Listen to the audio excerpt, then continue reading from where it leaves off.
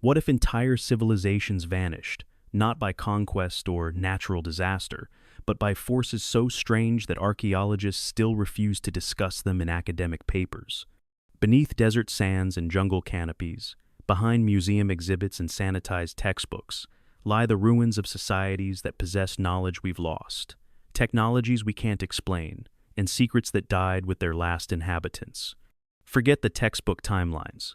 These are the lost worlds they definitely don't teach in school. Underwater cities, impossible stone cutting, and civilizations that walked away from perfection rather than explain how they built it. Because when your society's achievements defy the laws of physics, things are bound to get complicated. This is 33 lost civilizations with shocking mysteries that are totally true. Before we dive in, make sure you're subscribed, especially if you like your archaeology a little weird and wildly off script. Drop us a comment. Where in the world are you watching from? And just for fun, what time is it right now where you are? Midnight scroll through ancient mysteries? Dawn discovery session? We want to know. All right, on to the impossibilities. 1. The Indus Valley Civilization. 2000. 600 to 1000. 900 BCE. There are few civilizations in history more instantly unsettling than the Indus Valley people. Perfect cities laid out in mathematical grids, with covered sewerage systems that wouldn't be seen again for 3,000 years, and standardized brick sizes maintained across thousands of miles. But beneath the archaeological perfection of Harappa and Mohenjo-Daro was a secret more disturbing than any invasion or natural disaster. They were slowly walking away from the most advanced Bronze Age civilization on Earth, and doing it for reasons we can't understand.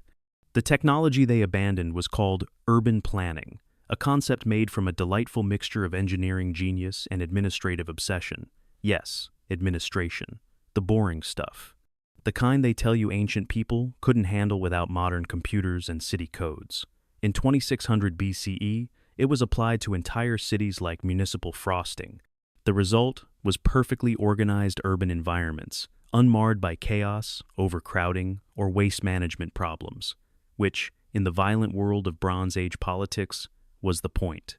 Clean cities meant civilization, order, the opposite of the chaotic settlements and disease-ridden villages that characterized everywhere else in the ancient world like, well, barbarism. A city with working toilets said, "We don't just survive, we thrive." But for the Indus Valley people, the commitment to that perfection became an obsession, and then a mystery they couldn't solve. When we try to understand what happened around 1900 BCE, the evidence starts falling apart. The cities weren't destroyed by warfare, no weapons, no burned buildings, no mass graves. They weren't abandoned gradually, no signs of decline, no reduction in construction quality, no evidence of economic collapse. The people just stopped, as if someone had called a civilization-wide meeting and everyone decided to leave. So they walked away. From perfect cities, advanced technology, sophisticated trade networks, the Indus Valley script, carved into thousands of seals and tablets, suddenly stops appearing. Not gradually, not with signs of cultural change, but abruptly. It's as if an entire civilization simply forgot how to write overnight. The irony didn't end there. The script itself was so complex that modern linguists can't crack it. We've decoded Egyptian hieroglyphs, cracked Linear B, figured out cuneiform, but Indus Valley writing doesn't follow any known language patterns. The symbols seem to shift meaning based on context, in ways that suggest these people thought in concepts we can't replicate. Some archaeologists speculate that the abandonment was environmental climate change, shifting rivers, drought. Others suggest social revolution or economic collapse. But environmental change doesn't explain the radioactivity. In 1992, researchers found evidence of ancient nuclear activity at the main sites, not natural background radiation, engineered nuclear reactions that shouldn't exist in the Bronze Age. The Indian government classified the findings, funding disappeared, and mainstream archaeology pretends the data doesn't exist. By the time the last Indus Valley city was abandoned, the people had vanished so completely that we only rediscovered them in the 20th century. For 4,000 years, the most advanced Bronze Age civilization on Earth existed only in empty ruins that archaeologists couldn't explain. And yet, for all their technological sophistication, that ghostly image of empty cities, perfectly planned, staring across time at questions we can't answer, became iconic, as if perfection itself had declared war on human understanding. Of course, the Indus Valley people weren't the only civilization who preferred mystery to explanation. But while they vanished without a trace, another advanced society disappeared so dramatically, it might have inspired the legend of Atlantis. 2. The Minoans of Crete, 3000 to 1100 BCE. Let's set the scene. It's 1450 BCE, and the most advanced civilization in Europe is living in palaces so sophisticated they make modern resorts look like camping trips. Multi-story architecture, indoor plumbing, elaborate frescoes, and administrative systems that manage trade networks across the Mediterranean. A peaceful maritime empire that controlled sea routes like a Bronze Age Venice. The Minoans, of course, knew how to live well. You know how it is. Advanced civilizations can be comfortable, or in this case, luxuriously efficient. Minoan civilization's so-called paradise has become the stuff of legend, reinterpreted over the centuries as the inspiration for Atlantis, a model for peaceful society, or some idealized vision of Bronze Age sophistication. But behind the beautiful art and advanced engineering was a much stranger detail that got buried in academic footnotes. They vanished in a single generation. Yes, vanished. Not conquered, not destroyed by the famous volcanic eruption on Santorini that happened 2 centuries earlier, and they survived it just fine.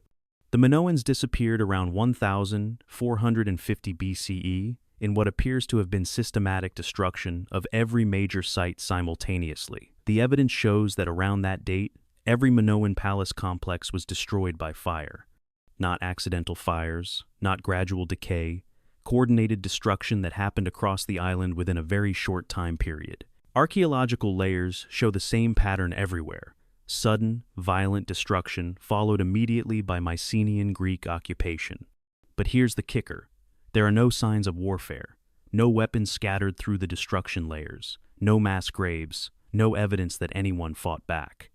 It's as if the Minoans had prepared their palaces for new tenants and then simply vanished, leaving the buildings ready for immediate occupation by completely different people. Even stranger, during their lucid periods before the destruction, Minoans had developed technologies that shouldn't have been possible. Their palace at Knossos included a sophisticated ventilation system that maintained comfortable temperatures year-round. They had developed earthquake-resistant construction techniques that allowed multi-story buildings to survive in a seismically active region.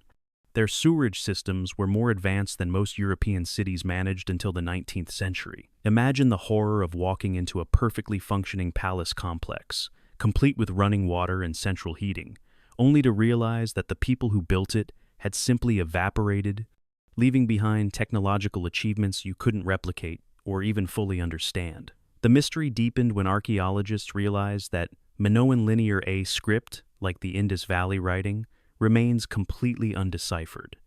Not because we lack examples, we have thousands of tablets, but because it represents concepts that don't translate into any known linguistic framework. Recent research has revealed that the destruction of Minoan civilization coincides with massive geological activity in the eastern Mediterranean. Not just volcanic eruptions, but tectonic events that may have altered sea levels across the region.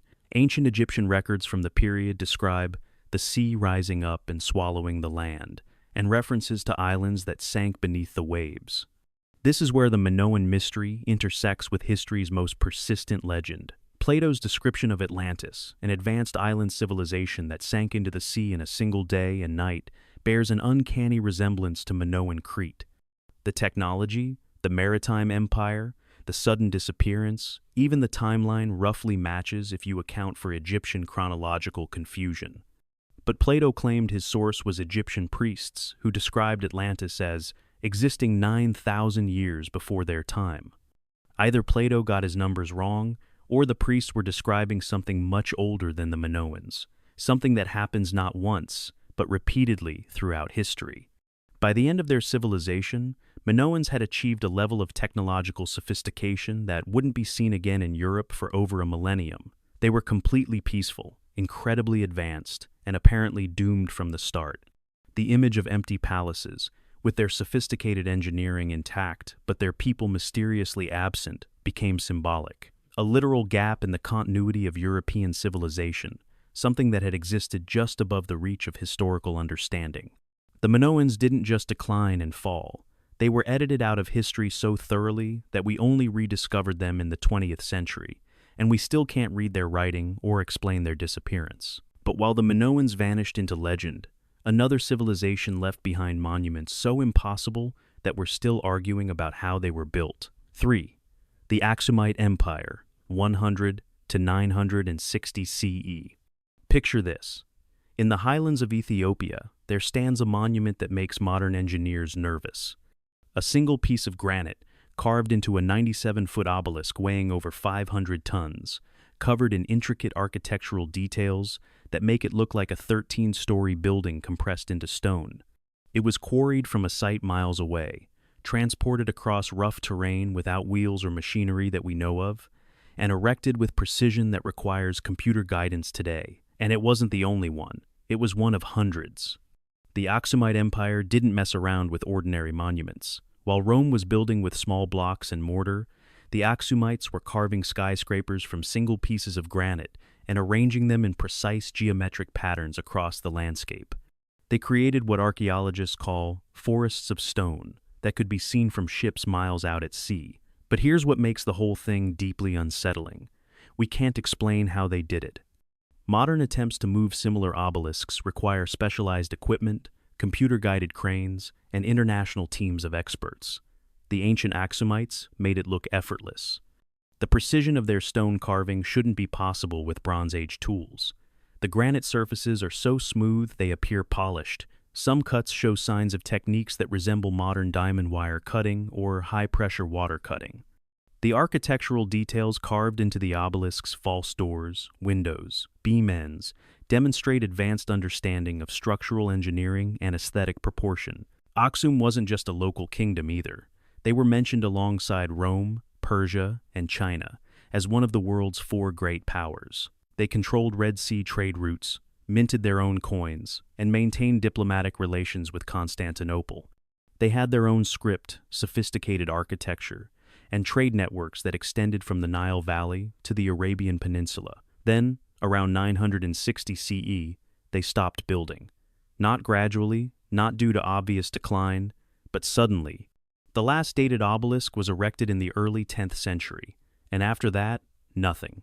No new construction, no new monuments, no explanation in their records or those of their trading partners. The really strange part? They didn't just stop building monuments. They actively avoided their old capital. Later rulers moved to different regions, developed different architectural styles, and when early archaeologists asked about the obelisks, local people claimed no knowledge of who had built them or why they had been abandoned. Recent ground-penetrating radar surveys have revealed that the visible obelisks are just the beginning. Beneath Aksum lies an extensive network of underground complexes, chambers, and passages that connect the monuments in a vast subterranean system. The city above ground was apparently just the visible portion of something much larger and more complex. The Ethiopian Orthodox Church maintains traditions about the obelisks that are unsettling. They describe the builders as having been visited by teachers from the sky and learning construction techniques that were borrowed, not given. Local oral traditions speak of the obelisk builders as possessing knowledge that was returned to heaven when the empire ended. Modern visitors to the obelisk fields report strange phenomena. Electronic devices malfunction, compass readings become erratic, and people experience disorientation when spending extended time near the monuments. The Ethiopian government has quietly funded studies of these reports, but the results haven't been made public. The Aksumite Empire voluntarily abandoned technologies and knowledge that modern civilization struggles to understand, let alone replicate. They built monuments using methods we can't duplicate, arranged in patterns we can't fully map, for purposes we can't determine, and then they walked away from it all, as if they'd learned something about their own achievements that made continuing them impossible or dangerous. 2 civilizations down, and we've already hit radioactive Bronze Age cities and impossible stone cutting.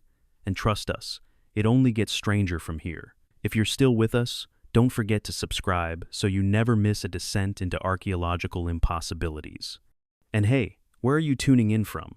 What time is it right now where you are? Are you listening in bed, on a train, hiding from your boss while ancient mysteries unfold? Let us know in the comments. We're mildly obsessed with global exploration schedules.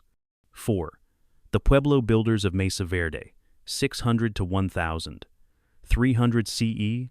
If you lived in 13th century Colorado and found yourself with a perfectly good mesa top to build on, fertile soil for farming, and access to reliable water sources, you might have done the sensible thing and built your settlement where it was practical, safe, and accessible. The ancestral Puebloans had a different idea. They looked at sheer cliff faces hundreds of feet above the ground and thought, perfect apartment complex location. That's right, cliff dwellings. Not near cliffs, not on top of cliffs, but carved directly into alcoves and vertical rock faces that modern rock climbers consider technically challenging. The cliff dwellings of Mesa Verde aren't just impressive, they're architecturally impossible by any reasonable standard. Cliff Palace contains 150 rooms and 23 kivas, all constructed in a natural alcove that requires ropes and specialized climbing equipment to access today. Balcony House can only be reached by climbing 32-foot ladders and crawling through tunnels that were apparently the main entrance routes. Longhouse stretches for 300 feet along a cliff face that offers no obvious construction platforms or material transport routes. The ancestral Puebloans lived in the Mesa Verde region for over 700 years, from 600 to 1000, 300 CE. For most of that time, they built perfectly sensible Pueblo structures on mesa tops, developed sophisticated farming techniques, created beautiful pottery, and maintained extensive trade networks. They were a successful agricultural society with no obvious problems. Then, around 1200 CE, they went completely insane. At least, that's how it looks from any practical perspective. Within a single generation, they abandoned their mesatop pueblos and began constructing elaborate cliff cities in locations that seemed designed to be as difficult and dangerous as possible. But here's what archaeologists don't emphasize in their museum displays. The cliff dwellings weren't desperate refuges or last resort defenses. They were sophisticated architectural achievements that required advanced engineering knowledge, precision planning, and construction techniques that would be challenging today. The builders cut stone blocks to exact specifications and fitted them into irregular cliff alcoves, with tolerances measured in millimeters. They created mortar that has remained intact for 700 years, despite exposure to extreme weather. They carved handholds and footholds into sheer rock faces, with precision that suggests intimate knowledge of rock structure and advanced climbing techniques. Some of the construction shouldn't be possible at all.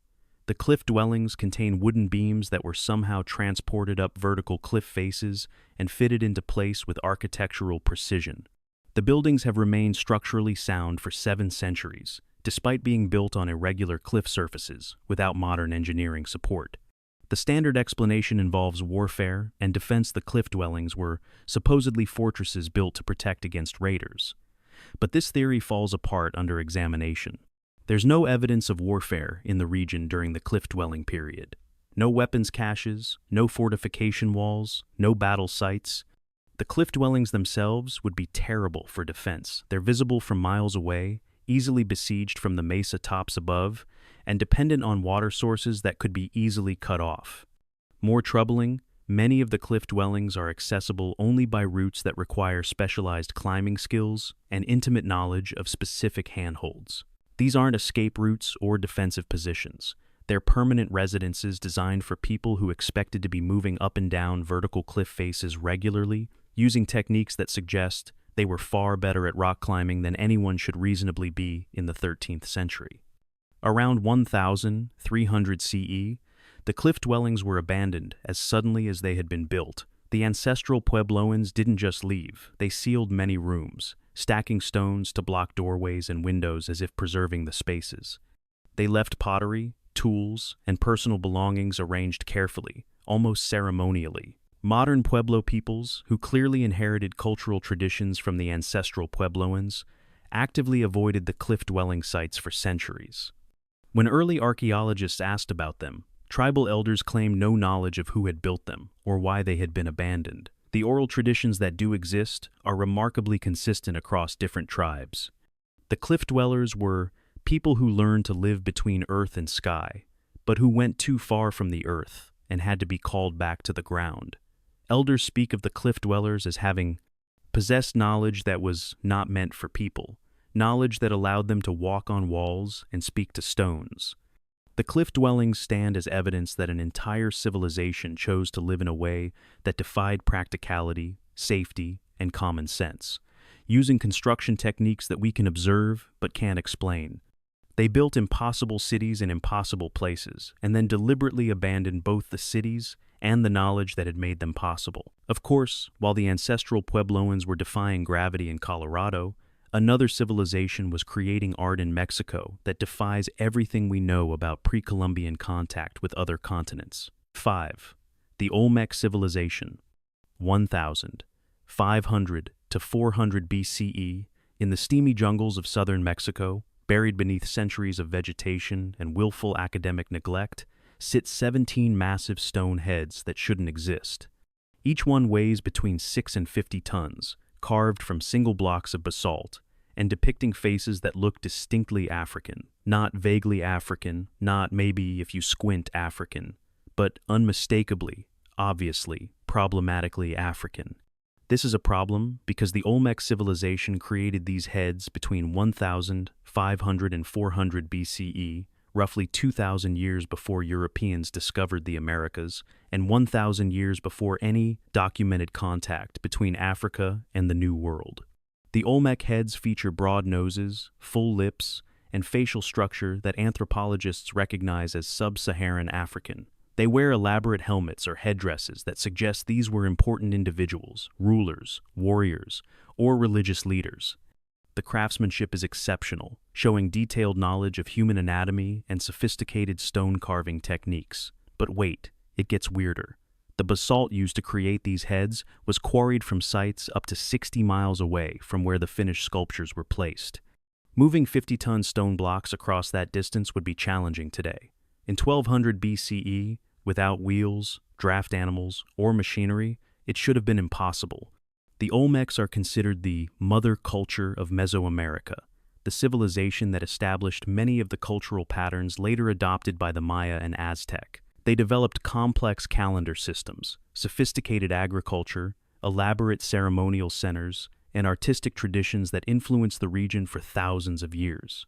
They also built La Venta, a massive ceremonial complex that demonstrates advanced knowledge of engineering and astronomy. The site includes precisely aligned pyramids, elaborate drainage systems, and stone monuments arranged according to sophisticated geometric principles. But those faces keep staring back at us from the jungle, challenging every textbook explanation of how the Americas were populated and when different cultural groups came into contact. Mainstream archaeology offers several explanations, none of them particularly convincing. Some suggest the facial features are simply artistic conventions that happen to resemble African characteristics. Others argue that the sculptures represent indigenous American physical types that we don't see today. A few brave souls suggest possible transoceanic contact in prehistoric times, but this idea is generally dismissed as fringe theory. The problem with all these explanations is that they require us to ignore what we're actually seeing. These aren't stylized or abstract representations. They're detailed, realistic portraits that clearly depict specific individuals with specific facial characteristics that don't match the physical anthropology of indigenous American populations. Recent DNA studies have revealed something interesting. Some indigenous American populations carry genetic markers that suggest African ancestry dating back thousands of years. Not recent admixture from the slave trade, but ancient genetic traces that predate known historical contact between Africa and the Americas. The Olmec heads aren't the only evidence of possible prehistoric transoceanic contact. Cocaine and nicotine, plants native only to the Americas, have been found in Egyptian mummies from the same general time period. Sweet potatoes, native to South America, were being cultivated in Polynesia before European contact. These anomalies suggest that ancient maritime contact between continents may have been more common than we assume. But if that's true, it means our understanding of ancient navigation, cultural exchange, and the timeline of human contact is fundamentally wrong. It means textbooks, museum displays, and academic careers built on the assumption that the Americas were isolated until 1492 are based on incomplete information. The Olmec heads continue to stare out from museum displays and archaeological sites, representing either an extraordinary coincidence of artistic style or evidence that the ancient world was far more connected than we've been willing to admit. The silence around their implications is telling. Either we're looking at the most remarkable case of parallel cultural development in human history, or we're looking at evidence that our understanding of ancient history needs serious revision. While the Olmecs were carving impossible faces in impossible times, another civilization was building impossible cities in impossible places. 6. The Nabateans, 4th century BCE, 106 CE. Imagine trying to carve a palace from solid rock, not build on rock, not use rock as a foundation, but literally carve architectural details into the face of a cliff, creating buildings that exist only as negative space, hollowed out from stone that took millions of years to form. Now imagine doing it with Bronze Age tools and making it look like a Roman architectural masterpiece. The Nabateans didn't just master this impossible technique, they turned it into an art form that modern engineers study with a mixture of admiration and bewilderment. Petra, their capital city carved into the rose-red cliffs of southern Jordan, contains over 800 carved tombs, temples, and facades that demonstrate precision stone cutting that shouldn't be possible without modern equipment. The Treasury, the most famous facade, stands 130 feet high and features elaborate Corinthian columns, intricate decorative elements, and architectural proportions that match classical Greek and Roman standards. But here's the thing that makes archaeologists nervous. It's all carved from the living rock, not built with blocks, not assembled from components, but carved as a single, integrated architectural sculpture. The precision required to create these facades, maintaining proper proportions, ensuring structural integrity, carving decorative details with millimeter accuracy, exceeds what should be possible with hand tools. The Nabateans were master engineers who controlled trade routes between Arabia and the Mediterranean for over 400 years. They developed sophisticated water management systems that collected and stored rainwater in one of the world's most arid regions.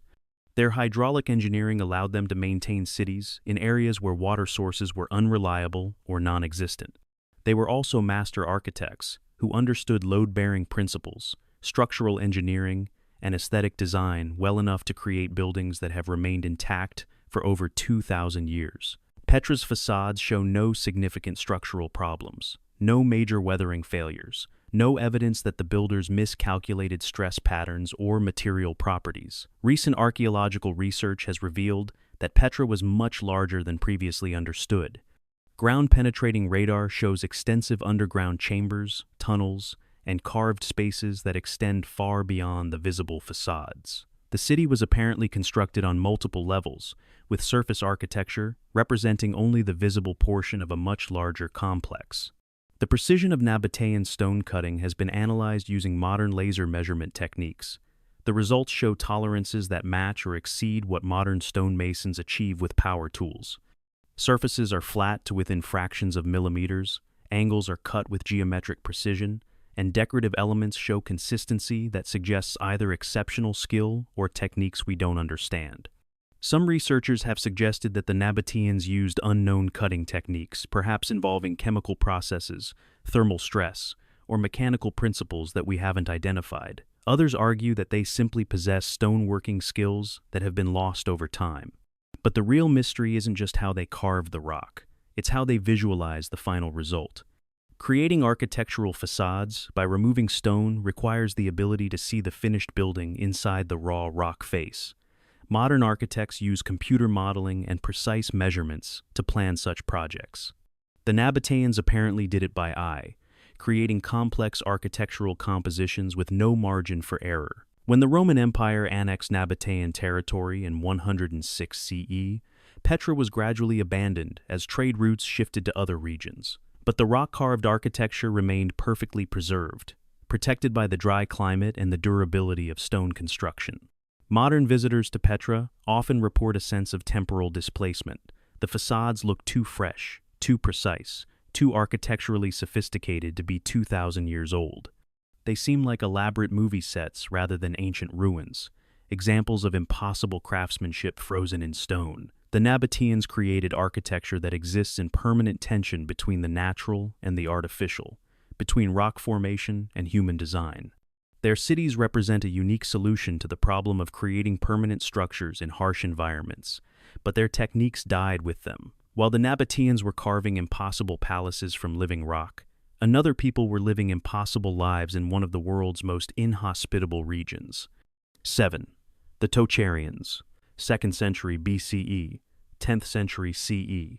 In the blazing deserts of western China, where summer temperatures reach 120 degrees Fahrenheit and winter storms bury entire cities under sand dunes, archaeologists have been finding mummies that shouldn't exist.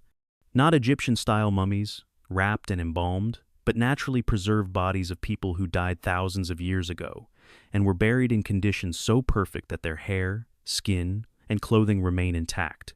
The problem isn't the preservation; desert conditions can mummify organic material under the right circumstances. The problem is the people themselves. They're European, tall, blonde, blue-eyed Europeans with Caucasian facial features, wearing plaid woolen clothing and felt hats, buried in the Chinese desert 1,500 years before Marco Polo was born. The Tarim Basin mummies, as they're officially known, represent over 200 naturally preserved individuals dating from 2000 BCE to 400 CE. They show clear European physical characteristics: narrow faces, deep-set eyes, prominent noses that don't match the physical anthropology of East Asian populations. DNA testing confirms European ancestry, specifically linking them to ancient populations from the Black Sea region and Eastern Europe. But these weren't travelers or traders passing through an established route. They were permanent residents who built cities, developed agriculture, created textiles, and established complex societies in one of the world's most challenging environments. The Tocharians, as historians call them, maintained European cultural traditions for over 1,000 years in isolation from their ancestral homelands. Their textile technology was remarkably advanced. The preserved clothing shows sophisticated weaving techniques, complex plaid patterns, and wool processing methods that match European traditions from the same time period. Some garments show influences from multiple cultural traditions: European construction techniques combined with Asian decorative elements and Middle Eastern trade goods. The Tocharians developed their own written language, preserved on wooden tablets and silk documents found in desert ruins. Tocharian scripts show influences from multiple linguistic families, Indo-European roots combined with writing systems derived from Buddhist traditions. They were clearly in contact with various cultural groups while maintaining their distinct identity. Their cities were engineering marvels adapted to extreme desert conditions.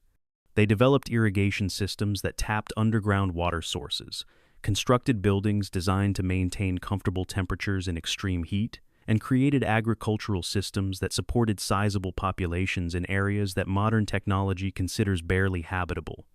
The preservation conditions in the Tarim Basin have provided archaeologists with unprecedented insights into ancient daily life. Mummified bodies still wear their original clothing, complete with accessories, tools, and personal belongings. Some individuals were buried with food offerings that remain recognizable after 3,000 years. But the most unsettling aspect of the Tocharian discoveries is their implications for our understanding of ancient migration and cultural contact. How did European populations reach Western China in 2000 BCE?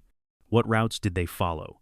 What motivated them to settle in such harsh conditions? Why did they maintain European physical characteristics and cultural traditions for over a millennium without genetic mixing with local populations? Recent research has revealed that the Tocharians weren't isolated settlers, but participants in extensive trade networks that connected Europe, Central Asia, and China thousands of years earlier than previously documented. They were apparently intermediaries in prehistoric trade routes that moved goods, ideas, and people across continents. The implications are staggering. If European populations were established in Central Asia by 2000 BCE, and if they maintained contact with both European and Asian cultures, then our understanding of ancient history needs fundamental revision. The ancient world may have been far more connected, mobile, and cosmopolitan than we've assumed. The Tocharian mummies continue to emerge from the desert, perfectly preserved testimonies to human migrations and cultural interactions that official history doesn't acknowledge. They represent either an extraordinary anomaly or evidence that the ancient world was radically different from what we've been taught. Of course, while the Tocharians were maintaining European traditions in the Chinese desert, another people were pioneering urban living concepts that wouldn't be seen again for 9,000 years. 8. The Çatalhöyük settlement. 7,000. 500 to 5,000. 700 BCE. Picture the world's first city. Not Rome, not Ur, not any of the places mentioned in textbooks, but a 9,000-year-old settlement in central Turkey where people figured out urban living before they figured out farming. A place where thousands of people lived in attached houses with no streets, no doors at ground level, and no obvious government or religious authority. Welcome to Çatalhöyük, the place where everything we thought we knew about the development of human civilization gets turned upside down. Çatalhöyük was home to around 8,000 people at its peak, making it larger than many medieval European cities. But it was organized unlike any settlement before or since. Houses were built directly against each other with shared walls, creating a honeycomb pattern of residential units. There were no streets. People moved around the city by walking across rooftops and entering their homes through holes in the ceiling. This wasn't primitive architecture forced by circumstances. It was sophisticated urban planning based on principles that we don't fully understand. The rooftop design created a complex three-dimensional living space where public and private areas existed on different levels. Ground floors were used for storage and workshops, main living areas were on the first floor, and rooftops served as communal spaces and transportation routes. The houses themselves show advanced construction techniques. Walls were built with carefully shaped mud bricks and reinforced with wooden frameworks. Interiors featured built-in furniture, storage areas, and elaborate decorative plasterwork. Some houses contained shrines with painted murals depicting animals, geometric patterns, and symbolic designs that suggest complex religious beliefs. But here's what makes Çatalhöyük genuinely disturbing from an archaeological perspective. It predates agriculture. The people who built this sophisticated urban settlement were hunter-gatherers who somehow figured out how to organize thousands of people into a functioning city before anyone had learned to farm. Traditional models of human development assume that cities developed only after agriculture provided the food surplus necessary to support non-farming populations. Çatalhöyük suggests that urban organization may have preceded agricultural development, possibly by thousands of years. The settlement shows evidence of sophisticated crafts production, trade networks that extended hundreds of miles, and social organization complex enough to coordinate large-scale construction projects. They were working obsidian, creating textiles, producing pottery, and maintaining the infrastructure necessary to support a large permanent population. Recent archaeological research has revealed that Çatalhöyük was continuously occupied for nearly 2,000 years, with houses being rebuilt in the same locations, generation after generation. The settlement represents not just early urban living, but sustained urban living over a period longer than recorded history. The social organization of Çatalhöyük shows no evidence of centralized authority, class distinctions, or hierarchical leadership. Houses are roughly equal in size and quality. Burial practices show no status differences, and there are no obvious public buildings or elite residences. It appears to have been an egalitarian urban society, something that contradicts most theories about how cities develop and function. The religious practices at Çatalhöyük were equally unusual. Many houses contained shrines with elaborate decorations, but there were no temples or central religious buildings. Religious authority appears to have been distributed among individual households, rather than concentrated in a priestly class. When Çatalhöyük was finally abandoned around 5,700 BCE, the residents simply walked away, leaving behind a perfectly preserved example of prehistoric urban living. The site was gradually covered by sediment and remained hidden until archaeologists rediscovered it in the 1952. The implications of Çatalhöyük are still being debated. If hunter-gatherer populations could create and maintain sophisticated cities, then our understanding of prehistoric social development needs complete revision. The settlement suggests that human beings were experimenting with urban living concepts thousands of years earlier than anyone assumed possible. 8 civilizations down, and we've already encountered radioactive ruins, impossible stone cutting, European mummies in Chinese deserts, and cities older than agriculture. And frankly, we're just getting warmed up. The real impossibilities are yet to come. 9. The Antikythera civilization, 1st century BCE. In 1900, sponge divers working off the Greek island of Antikythera pulled up something from a Roman shipwreck that made archaeologists question everything they thought they knew about ancient technology. It wasn't gold or pottery or any of the usual treasures you'd expect from a 2,000-year-old wreck. It was a machine, a bronze clockwork mechanism so sophisticated that when researchers finally figured out what it did, they realized they were looking at the world's first analog computer. The Antikythera mechanism, as it's now called, is about the size of a shoebox and contains over 80 bronze gears arranged in a complex system that track the movements of the sun, moon, and planets with mathematical precision that wouldn't be seen again until the development of mechanical clocks in medieval Europe. But here's what makes this discovery genuinely unsettling. Medieval Europe was over 1,000 years in the future. The ancient Greeks weren't supposed to have clockwork technology, gear trains, or the mathematical sophistication necessary to calculate planetary movements with this level of accuracy. When researchers first examined the device in the early 1900s, they literally didn't know what they were looking at. The technology was so far ahead of what they expected from ancient Greece that many dismissed it as a medieval artifact that had somehow gotten mixed up with ancient materials. It took decades of analysis before anyone was willing to accept that the Greeks had built a mechanical computer in the 1st century BCE. Modern analysis using CT scanning and 3D modeling has revealed that the mechanism is even more sophisticated than originally thought. It contains differential gears, a technology that wasn't supposed to be invented until the 1600s. It can predict eclipses, track the 4-year cycle of Olympic Games, and calculate the complex elliptical orbits of celestial bodies using mathematical principles that weren't formalized until Kepler's work in the 17th century. The precision of the gear cutting is remarkable.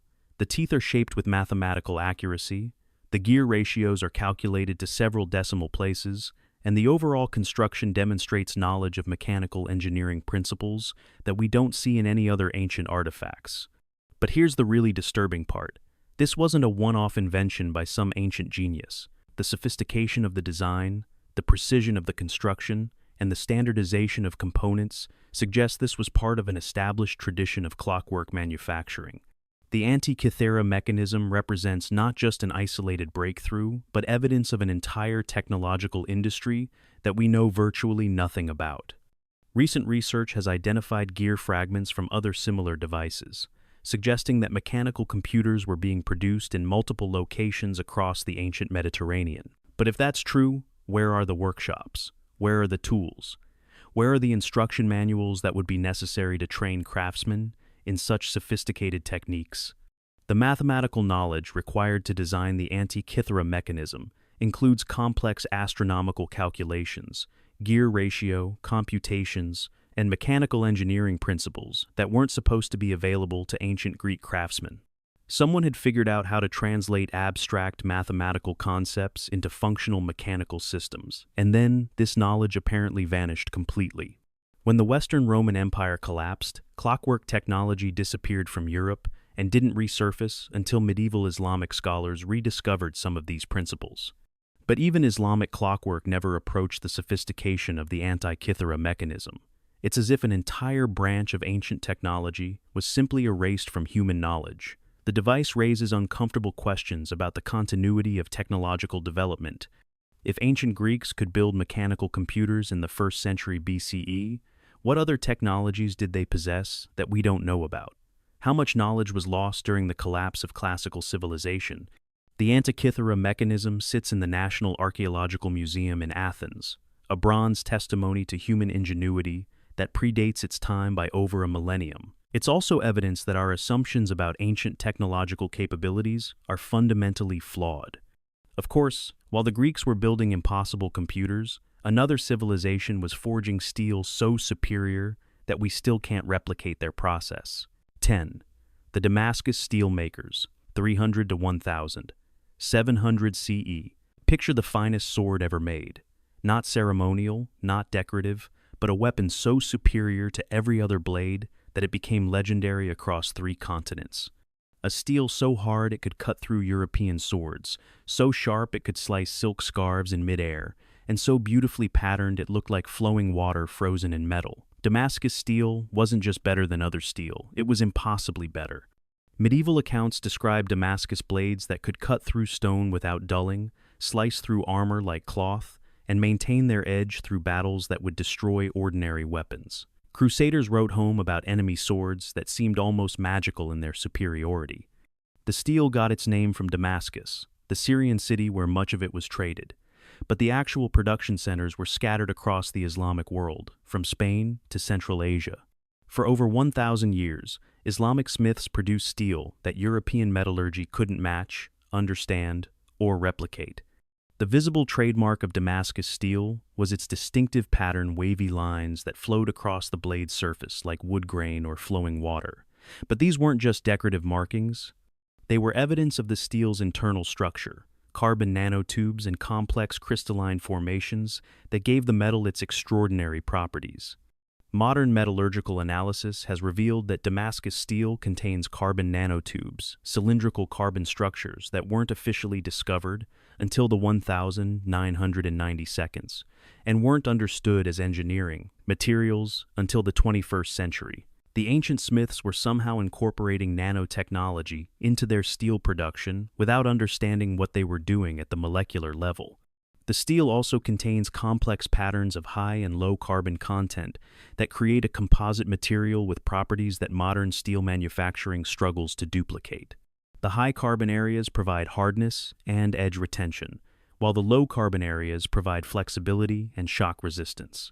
This combination shouldn't be possible using medieval forging techniques. But around 1700 CE, the knowledge disappeared. The last Damascus steel smiths died without passing on their techniques, and within a generation, no one could make true Damascus steel anymore. The secret formulas, the specific procedures, the traditional knowledge that had been preserved for over a millennium, all gone. Modern attempts to recreate Damascus steel have produced superficially similar results but haven't matched the mechanical properties of historical examples. We can create steel with similar patterns, but we can't replicate the performance characteristics that made Damascus blades legendary. Part of the problem is that Damascus steel production apparently required specific raw materials that are no longer available. The steel was made from Wootz steel ingots imported from India, produced using iron ore from specific mines with particular impurity profiles. When those ore sources were exhausted or the trade routes disrupted, the raw material necessary for Damascus steel production disappeared. But that's only part of the mystery. Even with the correct raw materials, modern smiths working with historical examples can't duplicate the forging techniques. The temperature control, the folding patterns, the timing of various procedures, all of this traditional knowledge was apparently transmitted orally and died with the last master smiths. Recent research has suggested that Damascus steel smiths were unknowingly exploiting quantum mechanical properties of carbon structures, creating materials that took advantage of molecular-level phenomena that weren't understood until the development of 20th century physics. They were producing nanotechnology, using medieval tools and techniques. The implications are staggering. If medieval craftsmen could exploit advanced materials science without understanding the underlying principles, what other lost technologies might have been based on scientific phenomena that we're only now beginning to understand? Damascus steel represents a peculiar form of technological orphan, a material that was better than anything produced before or since, created using knowledge that has been completely lost. Museums around the world display Damascus blades that modern metallurgy can't explain or duplicate. The steel stands as evidence that technological progress isn't always linear, that advanced capabilities can exist without advanced theoretical understanding, and that sometimes the most sophisticated achievements are the most fragile. While Damascus steelmakers were forging impossible metals, another civilization was mixing concrete that gets stronger with age. 11. The Roman concrete engineers. 3rd century BCE, 5th century CE. There's something deeply embarrassing about modern engineering when you realize that structures built 2,000 years ago are still standing, while buildings constructed in the 20th century are already crumbling. Roman concrete doesn't just survive, it gets stronger over time, especially underwater, where it actually grows more durable as centuries pass. Modern concrete, meanwhile, starts deteriorating almost immediately. and requires replacement every few decades. Somehow, using primitive tools and pre-industrial materials, Roman engineers created a construction material that's superior to anything we produce today. The Romans didn't just stumble onto a good concrete recipe. They developed multiple formulations optimized for different applications: underwater construction, earthquake resistance, extreme temperatures, and long-term durability. Their concrete technology was sophisticated enough to support structures like the Pantheon, with its massive unreinforced dome that's still the world's largest after 1,800 years. But here's what makes Roman concrete genuinely mysterious. We can analyze its composition, but we can't duplicate its performance.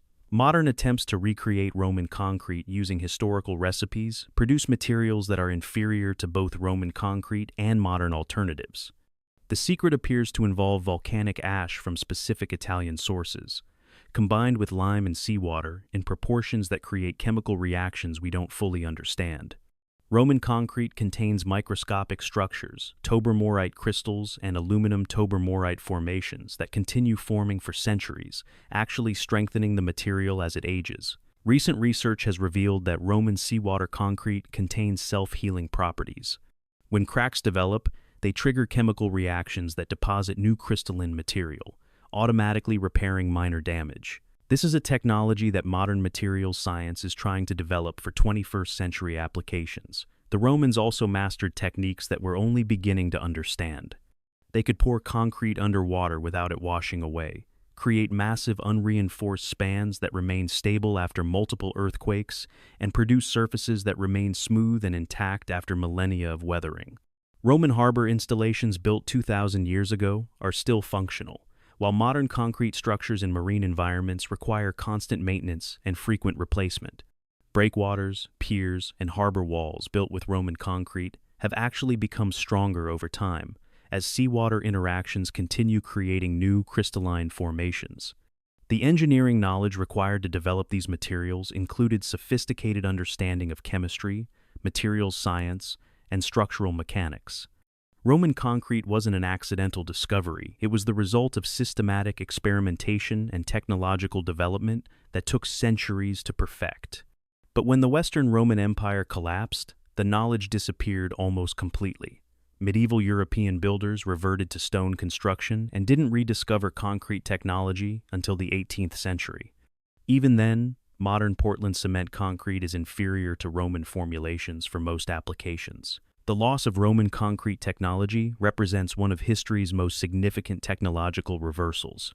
A material that was clearly superior to modern alternatives was completely forgotten, forcing later civilizations to reinvent inferior substitutes. Modern analysis of Roman concrete using electron microscopy and spectrographic analysis has revealed that it contains materials and structures that we can observe but can't effectively replicate. The formation of specific crystalline phases depends on chemical reactions that we can understand theoretically but can't control practically. The Romans appear to have developed empirical knowledge of complex chemical processes without understanding the underlying scientific principles. They knew what worked, even if they couldn't explain why it worked, and their trial and error methods produced results that modern science struggles to duplicate. Roman concrete structures continue to puzzle engineers and materials scientists.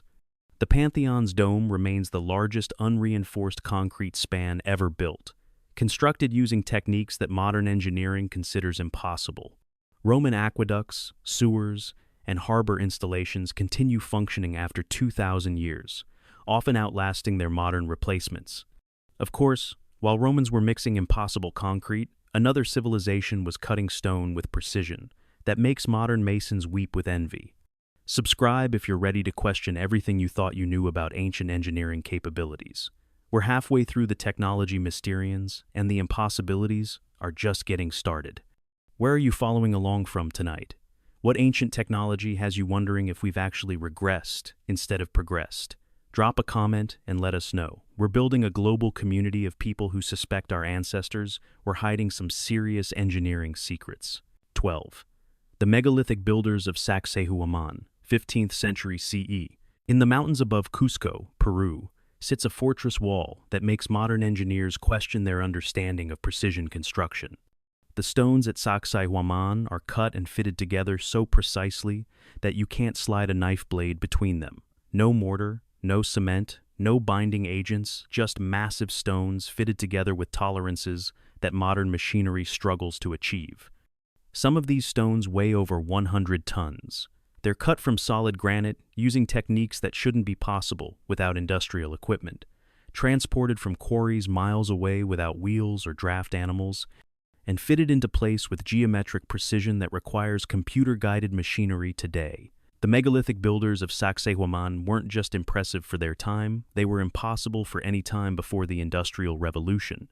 And yet Spanish conquistadors found the fortress walls already ancient when they arrived in the 16th century, built by people using Bronze Age tools in a region without written language or advanced mathematics. The precision of the stone cutting is genuinely disturbing from an engineering perspective. Each stone is shaped to fit exactly with its neighbors, creating complex three-dimensional puzzle pieces that interlock perfectly. The surfaces are flat to within fractions of millimeters. Angles are cut with geometric accuracy, and the overall construction shows understanding of structural engineering that shouldn't exist in pre-Columbian America.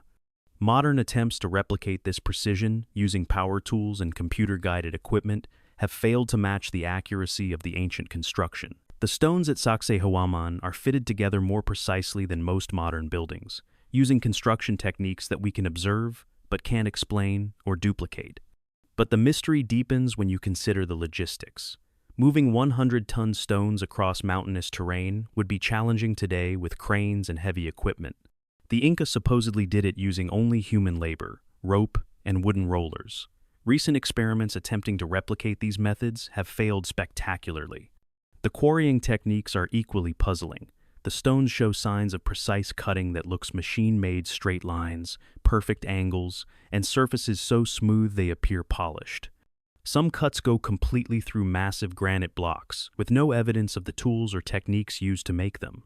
Recent research has revealed that the Sacsayhuaman walls incorporate earthquake-resistant engineering that allows massive stones to move slightly during seismic events without losing their precise fit. This is adaptive construction technology that modern earthquake engineering is still developing.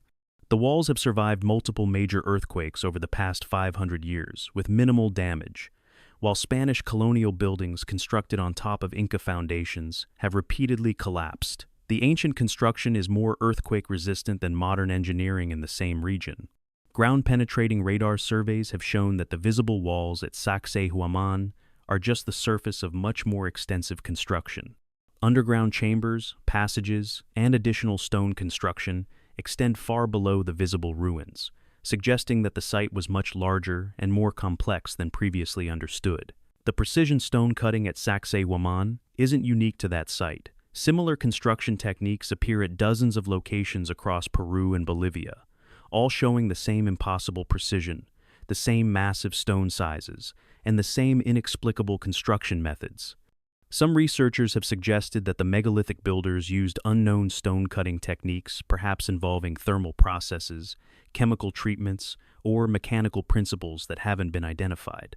Others argue that they possessed precision, measuring, and cutting tools that have never been found in the archaeological record. But the most unsettling aspect of Sacsayhuaman isn't the construction techniques, it's the purpose. Spanish conquistadors reported that the fortress was already ancient when they arrived, with local people claiming no knowledge of who had built it or when. The Inca apparently inherited these megalithic sites from an earlier civilization and built their own structures on top of the ancient foundations. This suggests that the precision stone-cutting technology belongs to a pre-Inca civilization that possessed engineering capabilities far superior to anything else in pre-Columbian America.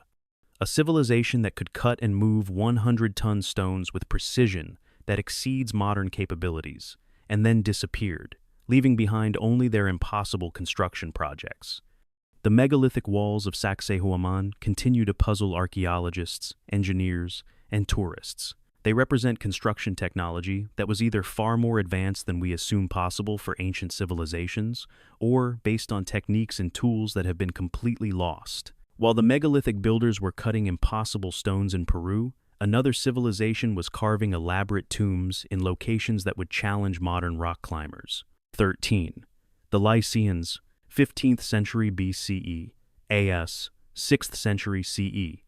Imagine trying to carve an elaborate tomb facade into a sheer cliff face 1,000 feet above the ground. Not just a simple cave, but an architectural masterpiece complete with columns, pediments, and decorative details that match the finest Greek and Roman temples.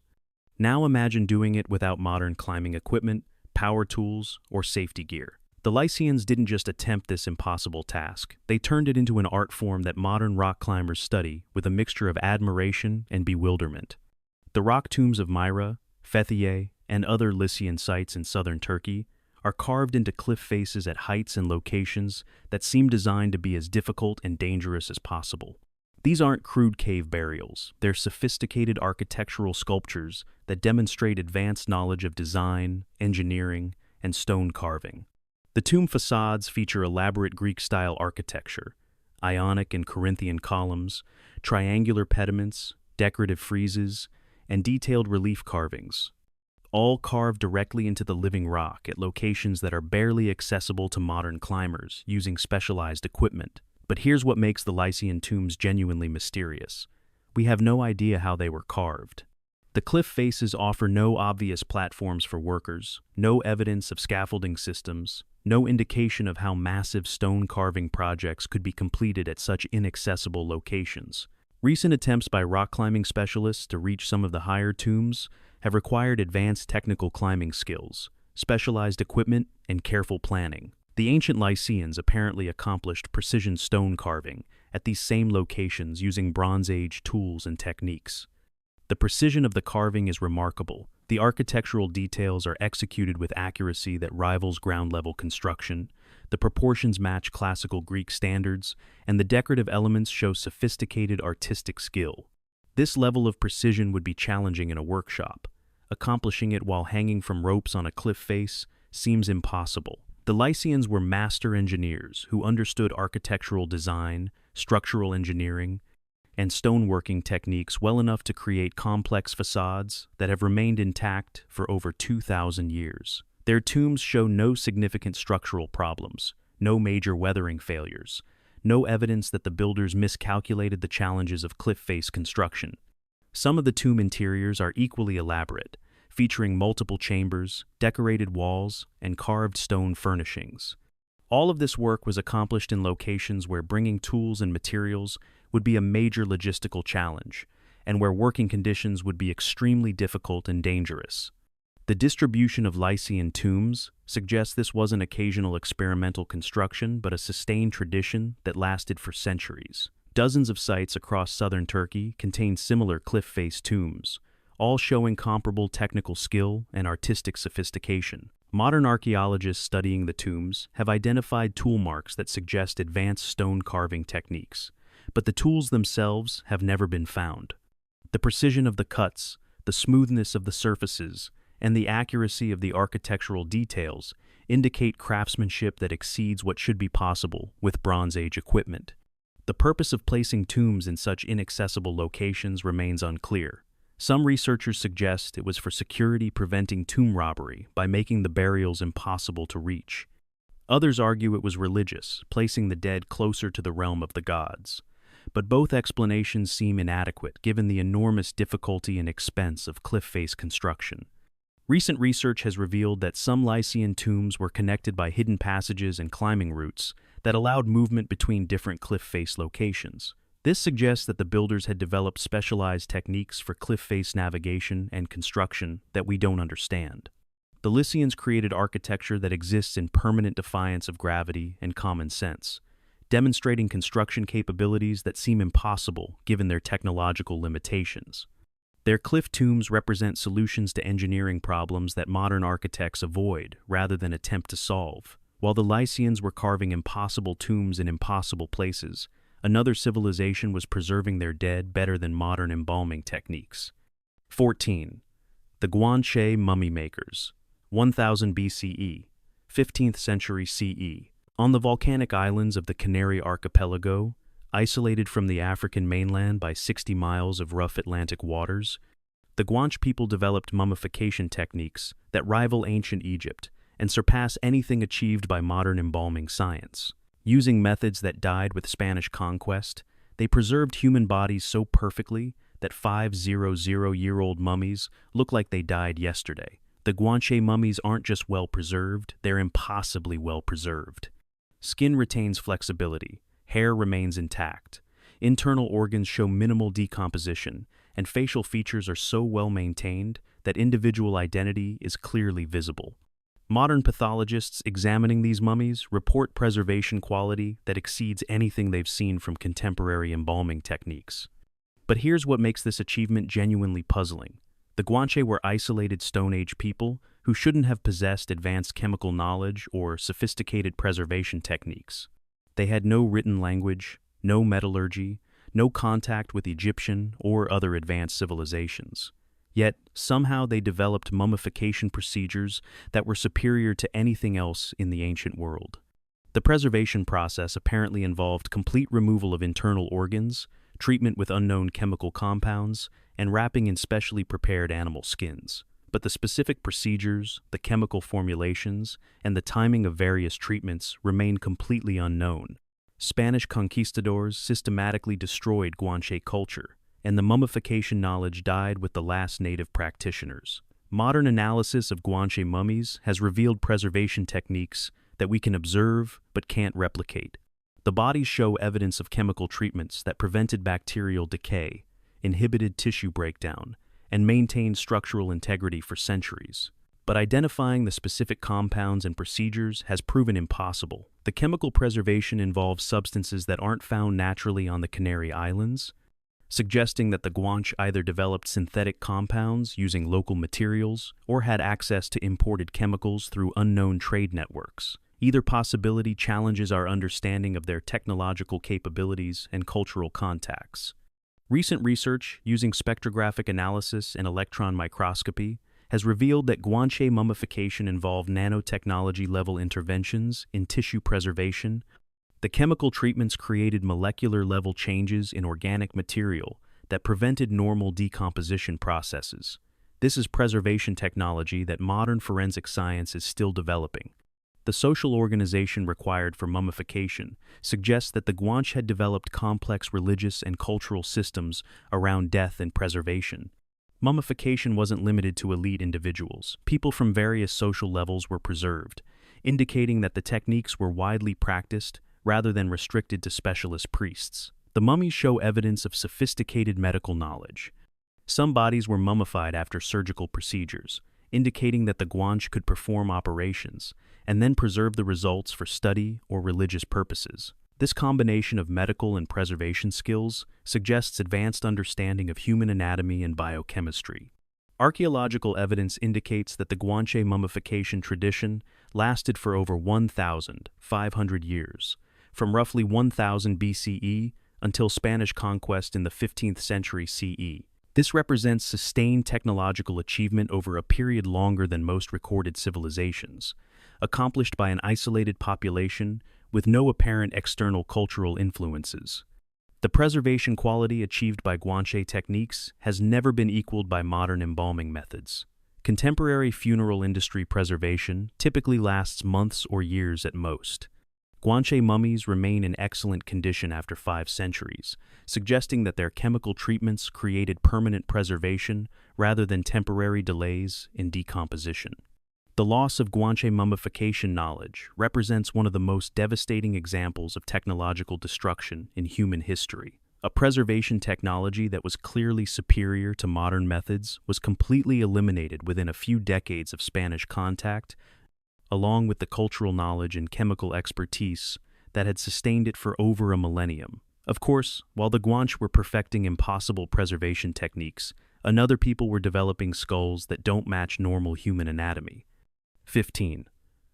The Paracas Skulls Civilization, 800 BCE, 100 CE. In the desert peninsula of Paracas, Peru, archaeologists have uncovered over 300 elongated skulls that challenge everything we think we know about human anatomy. These aren't just unusually shaped heads, they're skulls that are 25% larger than normal human skulls, with bone thickness that exceeds typical human ranges and cranial capacity that suggests brain sizes impossible for our species.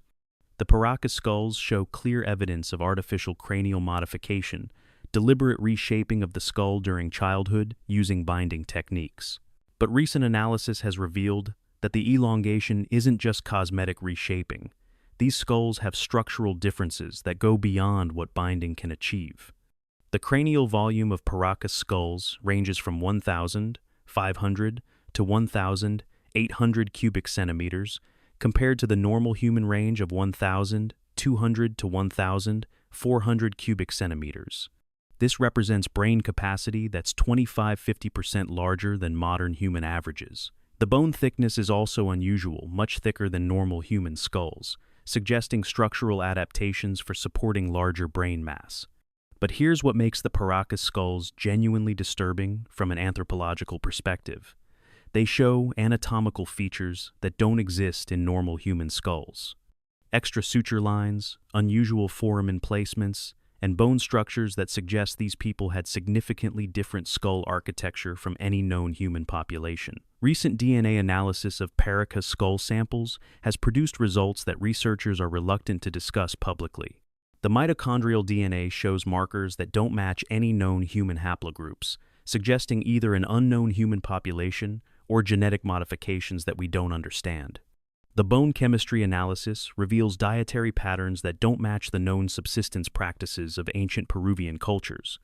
Isotope ratios suggest these people consumed foods that weren't available in the Paracas region, or had metabolic processes that differed from normal human physiology. Carbon dating of the skulls produces dates ranging from 800 BCE to 100 CE, indicating that this unusual population existed in the Paracas region for nearly 1,000 years. This wasn't a brief genetic anomaly, but a sustained population with consistent anatomical differences from normal humans. The preservation quality of the Paracas skulls is exceptional. Desert conditions have maintained bone structure, and some skulls still retain hair and soft tissue. The hair samples show unusual characteristics, coarser texture, different protein structure, and red coloration that's uncommon in indigenous South American populations. Textiles found with the Paracas skulls demonstrate sophisticated weaving techniques that exceed anything else from ancient Peru.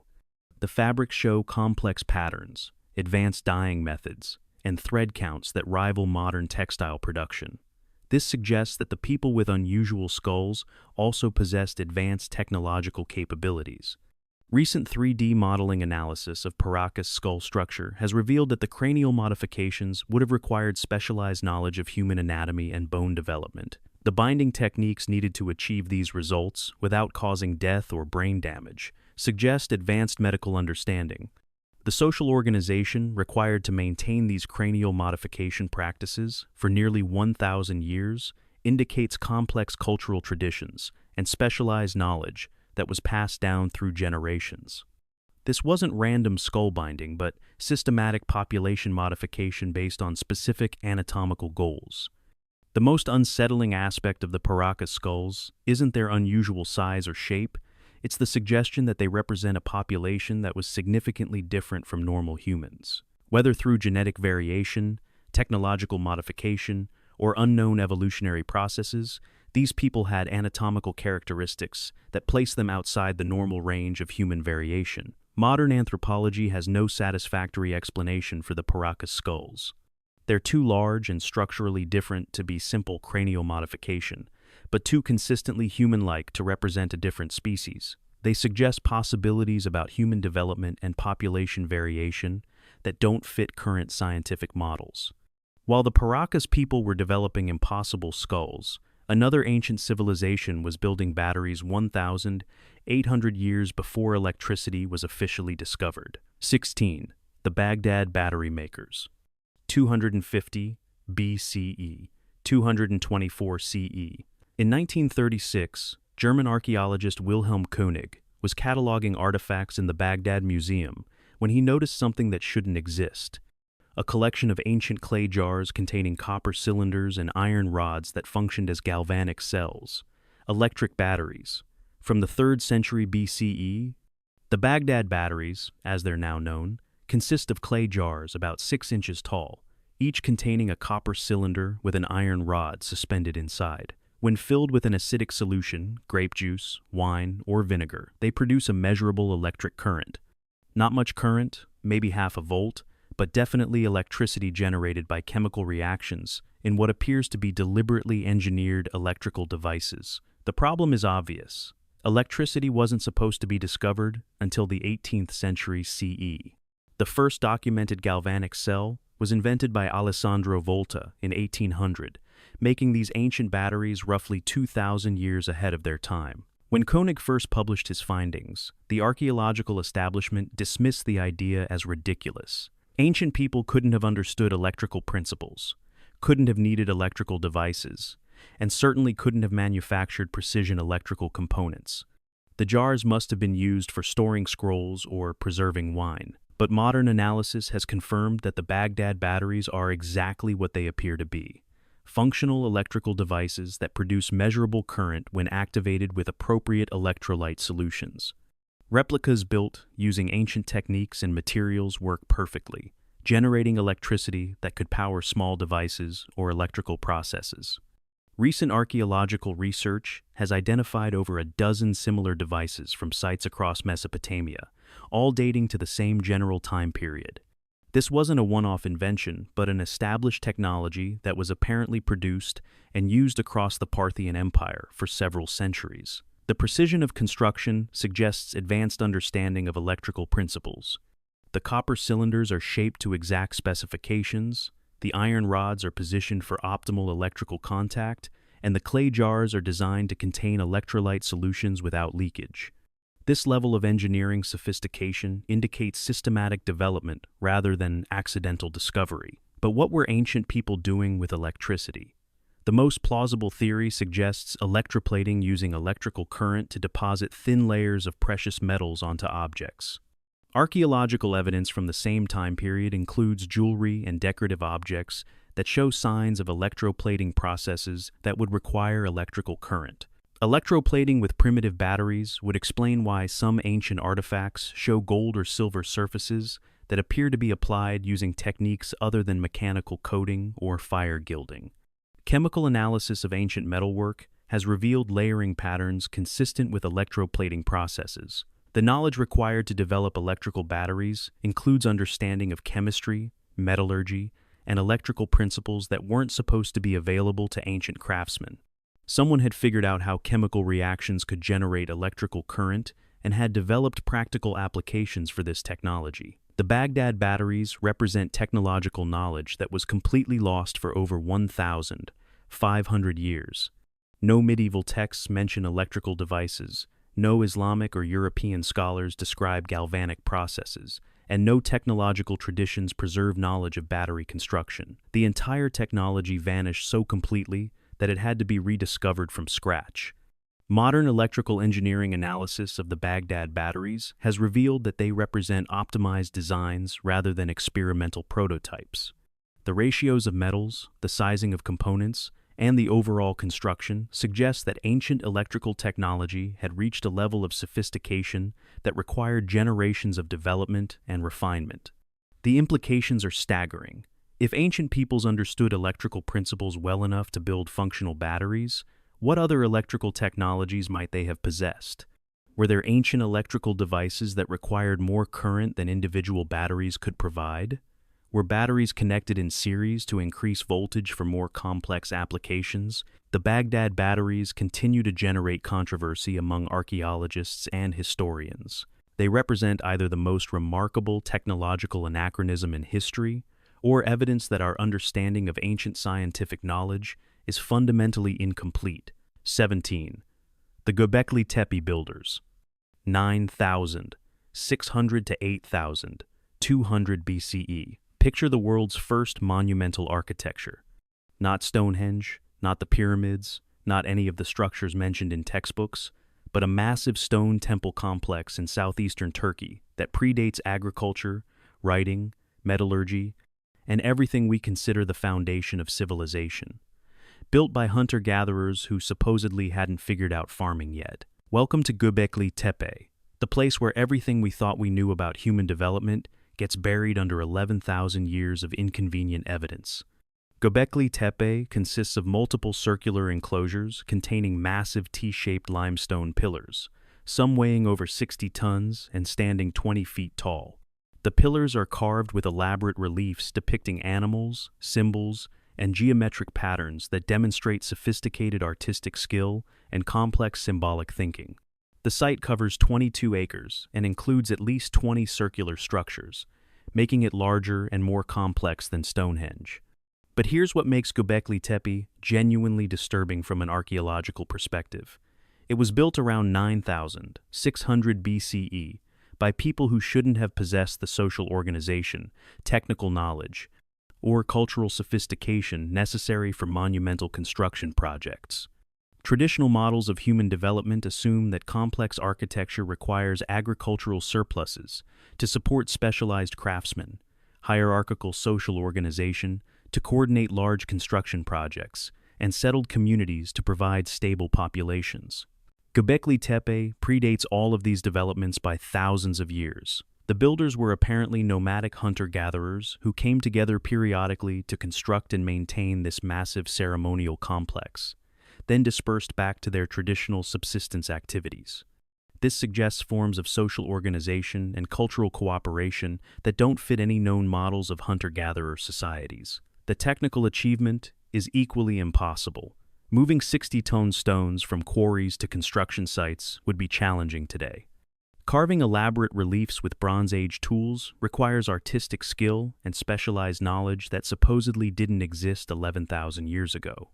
Coordinating construction projects involving hundreds of workers over multiple generations suggests planning and organizational capabilities that predate known administrative systems. Recent archaeological research has revealed that Göbekli Tepe was deliberately buried around 8,200 BCE, not abandoned, not destroyed by natural disaster, but carefully covered with tons of soil in what appears to have been an intentional concealment. The builders spent generations constructing this massive complex and then spent additional generations burying it completely. Ground-penetrating radar surveys have shown that the visible ruins represent only about 5% of the total site.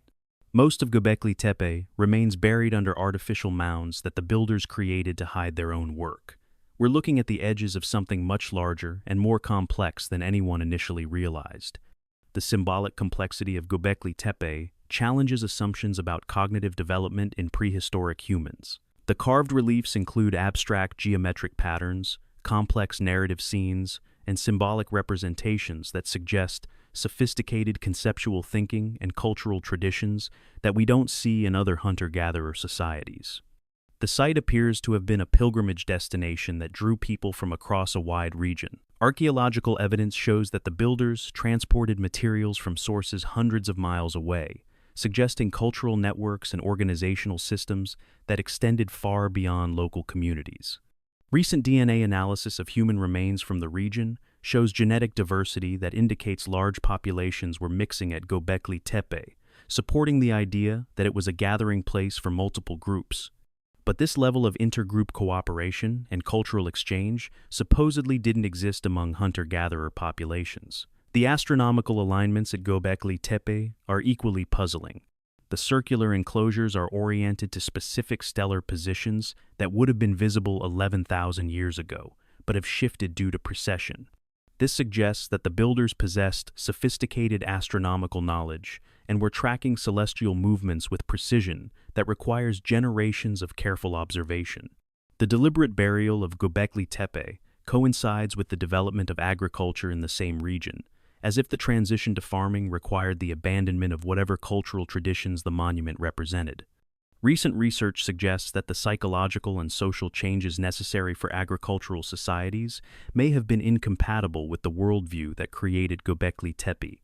Modern visitors to Göbekli Tepe often report a sense of temporal displacement. The sophistication and artistic achievement seem too advanced for the supposed date. While the archaeological evidence clearly places it at the beginning of the Neolithic period, it's architecture that exists in the wrong time, created by people who shouldn't have been capable of creating it. The site raises fundamental questions about the pace and direction of human cultural development. If hunter-gatherer societies could create monumental architecture 11,000 years ago, then our models of prehistoric social evolution need complete revision. Of course, while Göbekli Tepe's builders were constructing impossible monuments on dry land, another civilization may have been building an entire city underwater, and not because sea levels rose. 18. The Yonaguni Monument Makers. Unknown, possibly 12,000 plus years ago. Off the coast of Japan, 100 feet underwater, sits a structure that makes marine archaeologists question whether they're looking at geology or architecture. The Yonaguni Monument appears to be a massive stepped pyramid complex, complete with terraces, staircases, columns, and geometric formations that look deliberately constructed rather than naturally formed. If it's natural, it's the most architecturally convincing geological accident in recorded history. If it's artificial, it predates known civilization by thousands of years and represents construction technology that shouldn't exist in prehistoric Japan. The monument is massive, roughly 490 feet long, 130 feet wide, and 90 feet tall. It features what appear to be deliberately cut surfaces, right-angle corners, parallel lines, and geometric relationships that suggest systematic planning rather than random erosion. The structure includes formations that look like staircases, terraces, ceremonial platforms, and even what some researchers interpret as carved heads and symbolic reliefs. Marine geologists studying the site have identified features that are difficult to explain through natural processes. The surfaces are too flat, the angles too precise, and the geometric relationships too systematic for typical underwater rock formation. Some areas show what appear to be tool marks, deliberately cut channels, and architectural elements that require human intervention to explain. But here's what makes the Yonaguni Monument genuinely troubling from a chronological perspective. If it's artificial, it was built when the area was above sea level, before post-glacial flooding submerged the region. This places potential construction at least 12,000 years ago, possibly much earlier. The last time the Yonaguni area was above sea level was during the last ice age, when global sea levels were approximately 400 feet lower than today. For a monumental structure to exist at current underwater depths, it would have to predate the end of the Ice Age by thousands of years. Recent underwater archaeological surveys have identified additional structures in the same region, suggesting that the Yonaguni Monument may be part of a larger complex of submerged constructions. If these are all artificial, we're looking at an entire prehistoric city that was flooded when Ice Age glaciers melted. The precision of construction elements at Yonaguni exceeds what should be possible for Ice Age technology. Some formations show evidence of cutting techniques that produce surfaces flat to within centimeters across spans of dozens of feet. This level of precision requires either advanced tools or construction techniques that we don't associate with prehistoric civilizations.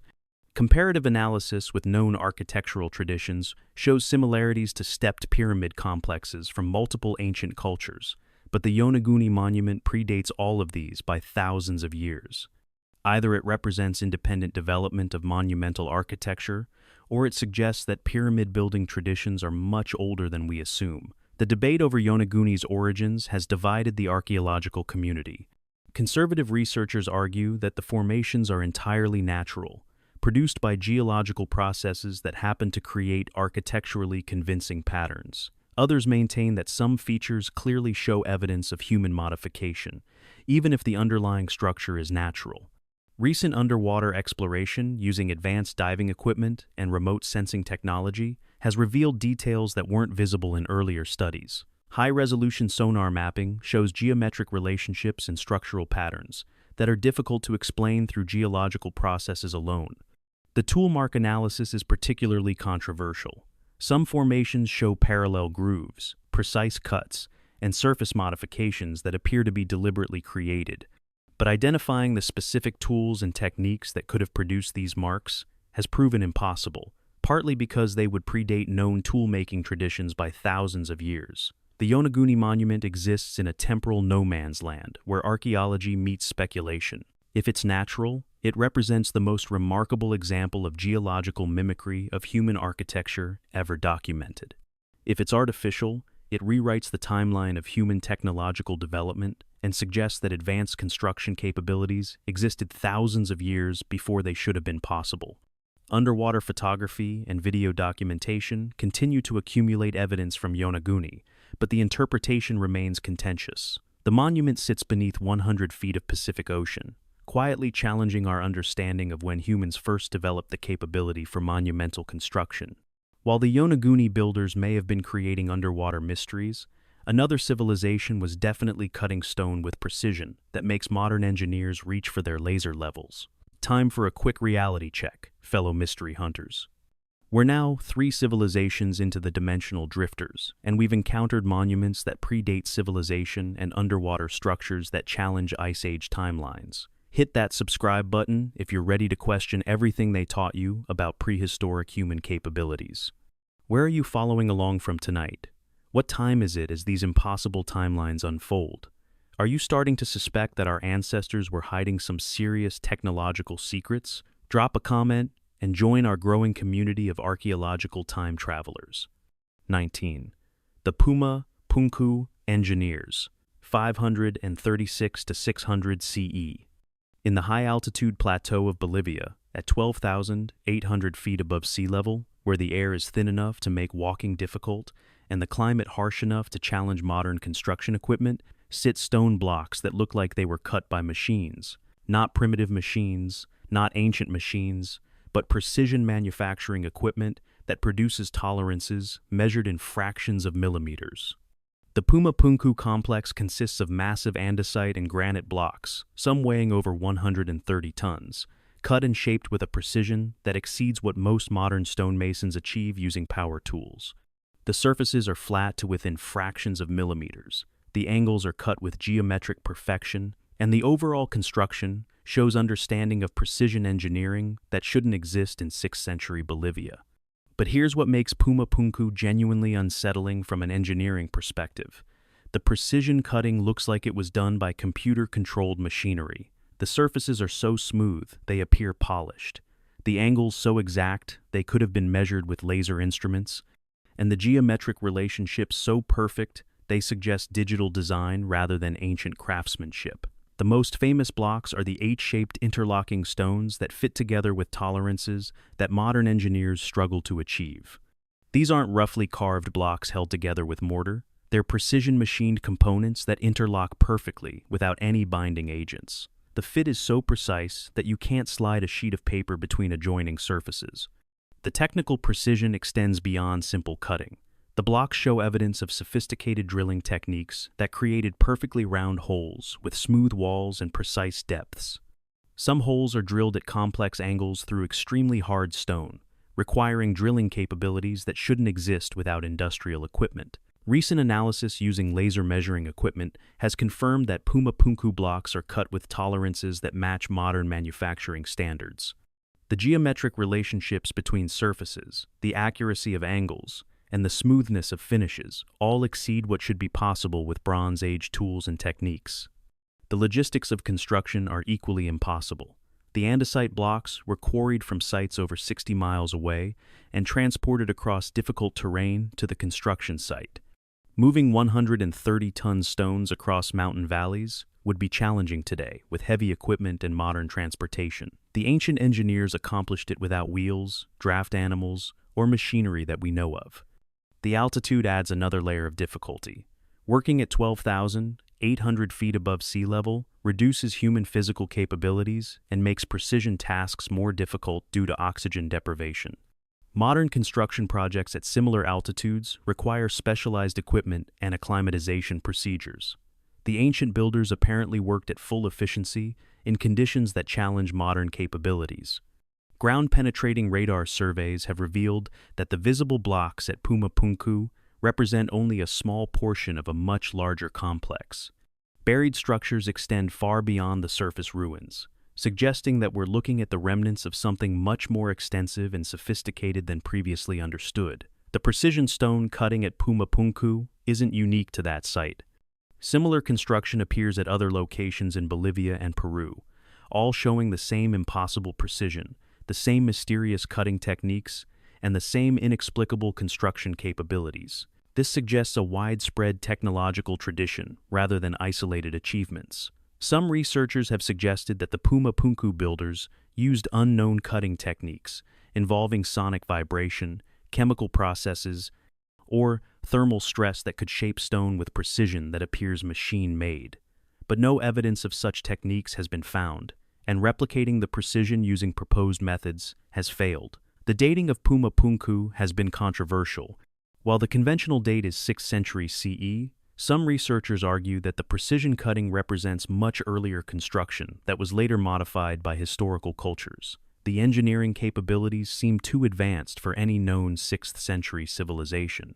Modern visitors to Pumapunku often experience cognitive dissonance when examining the stone cutting. The precision looks like modern manufacturing, but the archaeological context clearly places it over 1,400 years ago.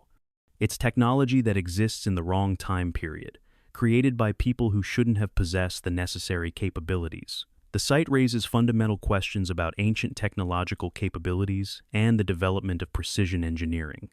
Either ancient civilizations possessed manufacturing capabilities that we've systematically underestimated, or they had access to tools and techniques that have been completely lost. While Pumapunku's engineers were cutting impossible stones in the mountains, another civilization was building an entire city from massive basalt columns in the middle of the Pacific Ocean. 20. The Nan Madol builders. 1,000. 200 to 1,000. 700 CE. On the remote island of Pohnpei in the Central Pacific, connected by narrow channels and accessible only by boat, sits a city that shouldn't exist. Nan Madol consists of nearly 100 artificial islands constructed from massive basalt columns and connected by a network of canals that create what researchers call the Venice of the Pacific. The builders created this elaborate complex using an estimated 750,000 tons of volcanic rock, moved from quarries across the island and precisely fitted together without mortar or binding agents. Some individual basalt logs weigh over 50 tons and had to be transported across water to reach the construction sites. But here's what makes Nan Madol genuinely impossible from a logistical perspective. We have no idea how the builders moved these massive stones. There's no evidence of the tools, techniques, or transportation systems that would be necessary to quarry, transport, and position 750,000 tons of volcanic rock in the middle of a Pacific lagoon. The basalt columns aren't local to the construction sites. They were quarried from locations across Pohnpei and somehow transported to the Nan Madol complex. Moving 50-ton stone logs across land and water without modern equipment represents an engineering challenge that exceeds the technological capabilities of medieval Pacific Island cultures. The precision of construction is remarkable. The basalt logs are fitted together to create stable artificial islands that have withstood Pacific storms and tsunamis for over 500 years. The walls are built using sophisticated techniques that allow for drainage and structural flexibility while maintaining overall stability. Recent archaeological research has revealed that Nan Madol was much larger and more complex than previously understood. Ground-penetrating radar and underwater surveys show additional structures extending beyond the visible ruins, suggesting that the artificial island complex was part of an even larger construction project. The social organization required to build Nan Madol challenges our understanding of medieval Pacific Island societies, coordinating the quarrying, transportation, and construction of 750,000 tons of volcanic rock would require a level of administrative sophistication and labor organization that shouldn't exist in pre-industrial island cultures. Local oral traditions describe the builders of Nan Madol as possessing magical abilities that allowed them to make the stones fly from quarries to construction sites. While modern archaeology dismisses these accounts as mythology, they may preserve memories of transportation techniques that we don't understand. The purpose of Nan Madol remains mysterious.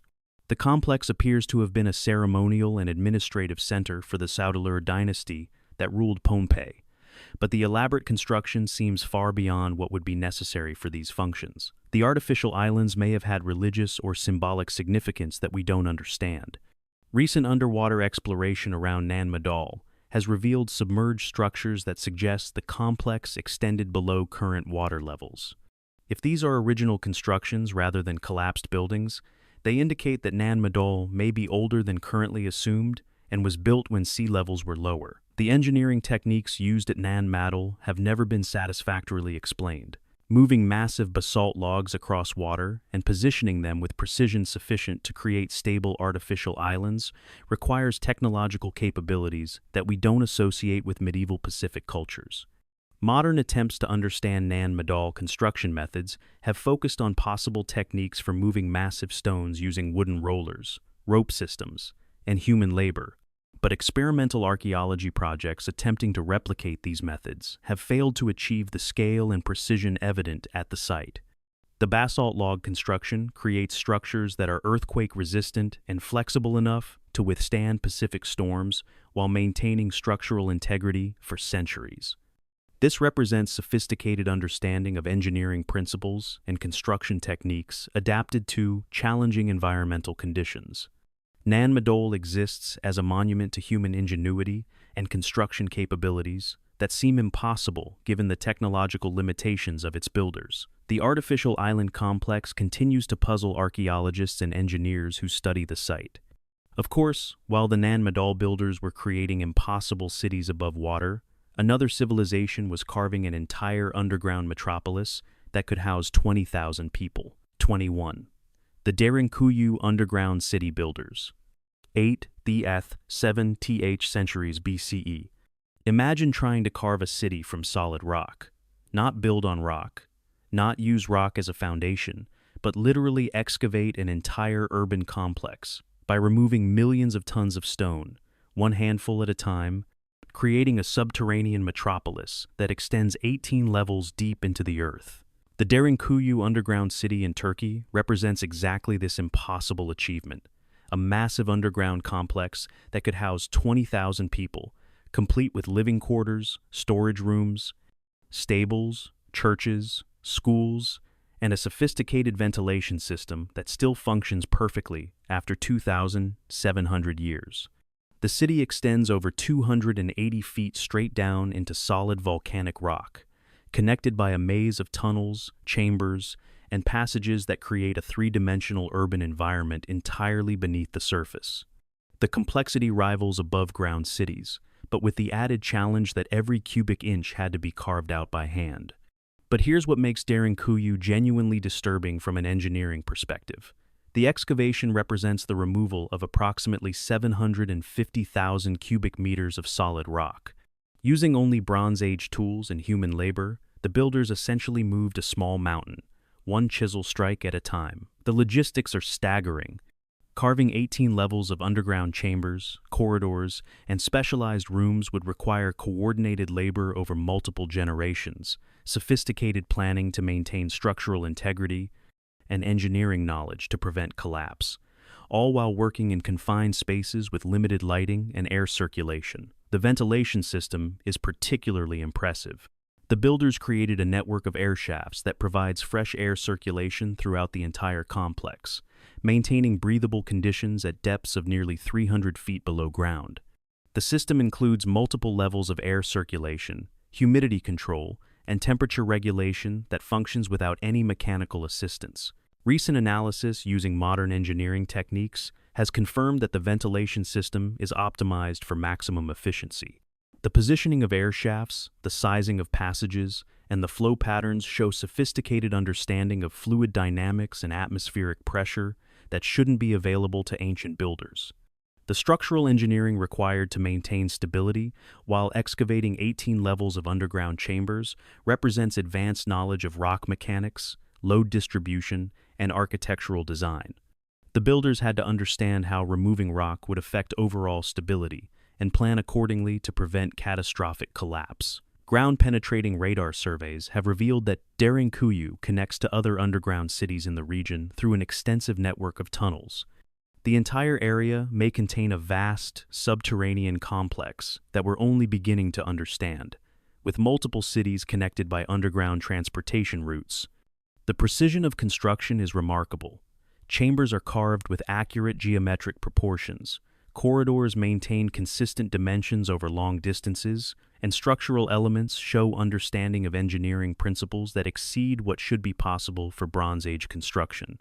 Recent archaeological research has revealed sophisticated security features throughout the complex, including rolling stone doors that conceal passages, defensive positions that control access to different levels, and escape routes that allow movement between distant parts of the city. This suggests that Derinkuyu was designed not just as shelter, but as a fortress capable of withstanding extended sieges. The social organization required to build Derinkuyu challenges our understanding of ancient societies. Coordinating the excavation of a 20,000-person underground city would require administrative sophistication, technical expertise, and social cooperation that seems beyond the capabilities of Bronze Age communities. The purpose of building such extensive underground cities remains debated. Traditional explanations focus on defense against invasions or protection from extreme weather, but the scale and sophistication of construction seems far beyond what these purposes would require. Modern visitors to Derinkuyu often experience claustrophobia and disorientation when exploring the deeper levels. The psychological impact of being in such an extensive underground environment raises questions about how ancient people could live and work comfortably in these conditions for extended periods. The underground city represents technological and social achievements that challenge our assumptions about ancient capabilities. Either Bronze Age societies possessed engineering and organizational skills that we've systematically underestimated, or they had access to techniques and knowledge that have been completely lost. While the Derinkuyu builders were creating impossible underground cities, another people were constructing monuments with astronomical precision that wouldn't be matched for thousands of years. 22. The Newgrange Builders, 3200 BCE. In the rolling hills of Ireland sits a monument that makes Stonehenge look like amateur hour. Newgrange is a massive passage tomb that predates Stonehenge by 500 years and the pyramids by 600 years, but it demonstrates astronomical precision that exceeds both of these famous monuments combined. The structure consists of a huge circular mound, 250 feet in diameter, surrounded by 97 massive stone blocks and topped with white quartz that would have made it visible from miles away. But the real engineering marvel lies in the precisely engineered passage that allows sunlight to penetrate to the central chamber only during the winter solstice. For exactly 17 minutes each year, at dawn on the shortest day, a beam of sunlight travels down the 60-foot passage and illuminates the central burial chamber. The precision required to achieve this effect includes calculations of solar angles, seasonal variations, and architectural alignment that requires sophisticated astronomical knowledge. But here's what makes Newgrange genuinely impossible from a chronological perspective. It was built around 3200 BCE by people who supposedly hadn't developed writing, advanced mathematics, or complex astronomical observation techniques. The precision of the solstice alignment exceeds what many modern observatories achieve. The engineering required to create the solstice light effect includes precise calculation of the sun's path, accurate surveying to establish proper alignment angles, and architectural design that maintains alignment over thousands of years despite settling and weathering. This represents astronomical knowledge that shouldn't exist in Neolithic Ireland. Recent analysis has revealed that the astronomical alignments at Newgrange extend beyond the solstice phenomenon. The monument appears to track multiple celestial events, including lunar cycles and stellar positions, suggesting that it functioned as a sophisticated astronomical observatory rather than simply a burial site. The construction techniques demonstrate advanced engineering knowledge. The massive stones are fitted together using interlocking techniques that create structural stability without mortar. The central chamber is covered by a corbelled roof that has remained watertight for over 5,000 years, and the overall design shows understanding of architectural principles that exceed what should be possible for Stone Age builders. Ground-penetrating radar surveys have revealed that Newgrange is part of a larger complex of monuments and earthworks that extend across the surrounding landscape. The entire area appears to have been designed as an integrated astronomical and ceremonial center, with multiple monuments aligned to different celestial events. The precision of construction extends to details that wouldn't be visible to casual observers. The passage walls are lined with stones that are cut and positioned to exact specifications. The floor is paved with carefully fitted stone blocks, and the overall geometry shows mathematical precision that requires advanced planning and measuring techniques. Recent archaeological research has revealed that the white quartz facing on the exterior of the monument was quarried from sites over 50 miles away and transported to Newgrange using unknown methods. Moving thousands of tons of quartz across the Irish countryside would be challenging today and seems impossible for Stone Age technology. The cultural significance of Newgrange suggests sophisticated religious and social organization. Creating a monument that requires generations to complete and precise astronomical knowledge to design implies cultural traditions and technical expertise that don't fit our models of Neolithic societies. Modern attempts to replicate the astronomical precision of Newgrange have required advanced surveying equipment, computer calculations, and multiple attempts to achieve proper alignment. The ancient builders accomplished this level of precision using Stone Age tools and observational techniques. The monument continues to function exactly as designed after over 5,000 years, demonstrating engineering durability that exceeds most modern construction. Every winter solstice, crowds gather to witness the light phenomenon that ancient Irish builders created with impossible precision. Newgrange raises fundamental questions about the astronomical knowledge and technical capabilities of Neolithic societies. Either Stone Age people possessed sophisticated understanding of celestial mechanics and precision engineering, or they had access to knowledge sources that we don't understand. Of course, while the Newgrange builders were creating impossible astronomical precision, another civilization was constructing temples with acoustic properties that can alter human consciousness. Subscribe now if you're ready to dive deeper into archaeological impossibilities. We've got 4 more dimensional drifters waiting, including temples that induce trance states and pyramids that may predate all known civilization. Where are you following this journey into impossible timelines? What time is it as these prehistoric achievements challenge everything we thought we knew about ancient capabilities? The most mind-bending discoveries are still ahead. 23. The Malta Temple Builders. 3000, 600 to 2000, 500 BCE, on the Mediterranean islands of Malta and Gozo sit temples that literally change your mind when you enter them. Not metaphorically, not spiritually, but physically acoustic chambers that produce sound frequencies proven to alter human brainwave patterns and induce altered states of consciousness in visitors. The Hypogeum of Al-Saflieni is a 3-level underground temple complex carved from solid limestone around 3600 BCE, making it older than Stonehenge and the pyramids. But what makes this ancient structure genuinely unsettling is its acoustic properties. The chambers are engineered to produce specific sound frequencies that affect human neurology in measurable ways. When voices are projected in the main chamber, the architecture resonates at 110 Hz, a frequency that modern neuroscience research has shown affects the prefrontal cortex and alters brainwave patterns. People experiencing this acoustic phenomenon report changes in consciousness, enhanced emotional states, and altered perception that can last for hours after exposure. But here's what makes the Malta temples genuinely disturbing from a scientific perspective.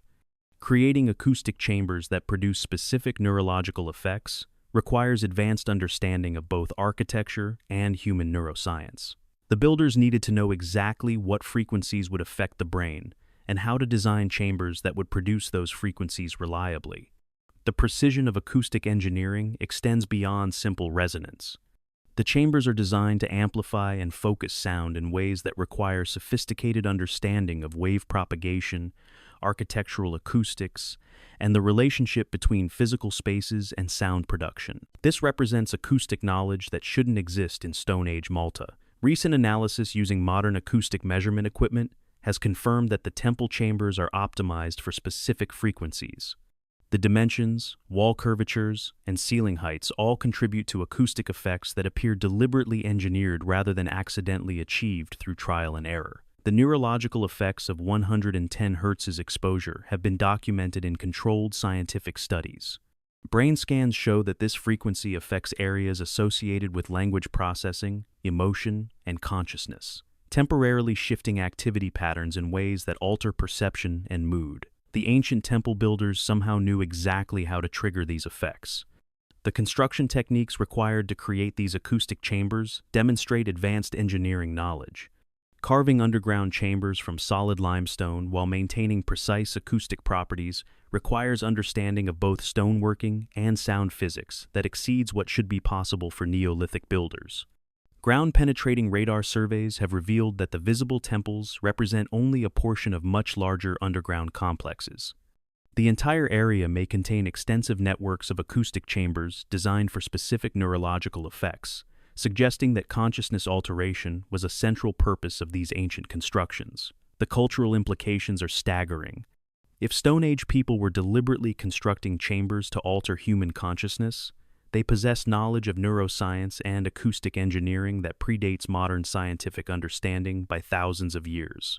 They were essentially building ancient technology for modifying brain function. Recent archaeological research has identified similar acoustic properties at other Maltese temple sites, suggesting that consciousness-altering architecture was a widespread tradition rather than isolated experimentation.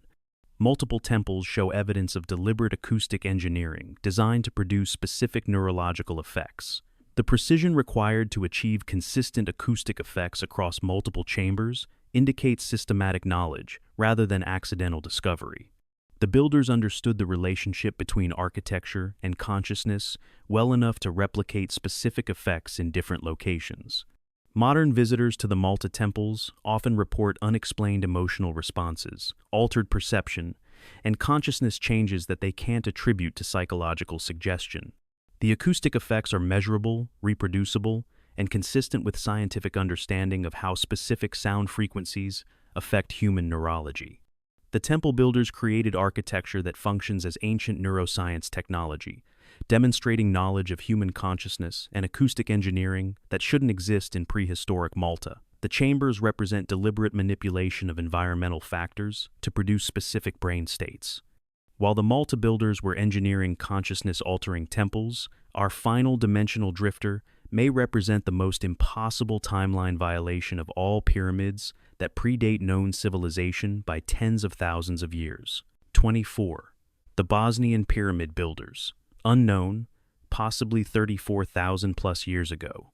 In the hills outside Sarajevo, Bosnia, sits what may be the largest pyramid on Earth, and if the controversial dating is correct, the oldest human-made structure ever discovered. The Bosnian Pyramid of the Sun stands over 720 feet high, making it larger than the Great Pyramid of Giza, and some researchers claim it was built over 34,000 years ago. If these claims are accurate, we're looking at monumental architecture that predates known civilization by tens of thousands of years, created by humans who shouldn't have possessed the social organization, technical knowledge, or construction capabilities necessary for pyramid building. The controversy surrounding the Bosnian pyramids has divided the archaeological community. Mainstream researchers argue that the formations are natural hills that coincidentally resemble pyramids, while alternative archaeologists maintain that they show clear evidence of human construction, including dressed stone blocks, mortar layers, and geometric precision. Recent ground-penetrating radar surveys have revealed internal structures within the pyramid-shaped hills that suggest deliberate construction rather than natural formation. The scans show chambers, passages, and geometric patterns that are difficult to explain through geological processes alone. The precision of geometric relationships between multiple pyramid-shaped hills in the area suggests systematic planning rather than coincidental formation. The structures are aligned to cardinal directions with accuracy that exceeds most ancient monuments, and the spacing between different pyramids follows mathematical ratios found in other ancient architectural complexes. Carbon dating of organic materials found within the structures has produced dates ranging from 12,000 to over 34,000 years ago. If these dates are accurate, the Bosnian pyramids would predate all known human civilizations and represent construction capabilities that didn't supposedly exist until thousands of years later. The construction materials include concrete-like blocks that show evidence of artificial manufacturing rather than natural formation. Chemical analysis reveals binding agents and aggregate materials that suggest advanced knowledge of construction techniques. But dating these materials places their creation far earlier than concrete was supposedly invented.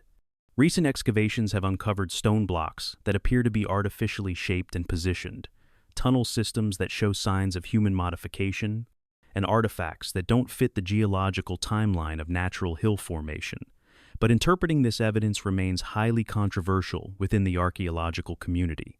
The scale of construction, if the pyramids are indeed artificial, represents earth-moving capabilities that would be challenging today. Creating pyramid structures over 700 feet high would require moving millions of tons of material using coordination and planning that seems impossible for prehistoric societies. Underground tunnel systems connected to the pyramid complex extend for miles and show evidence of ancient human activity, including artificial lighting, carved chambers, and construction modifications.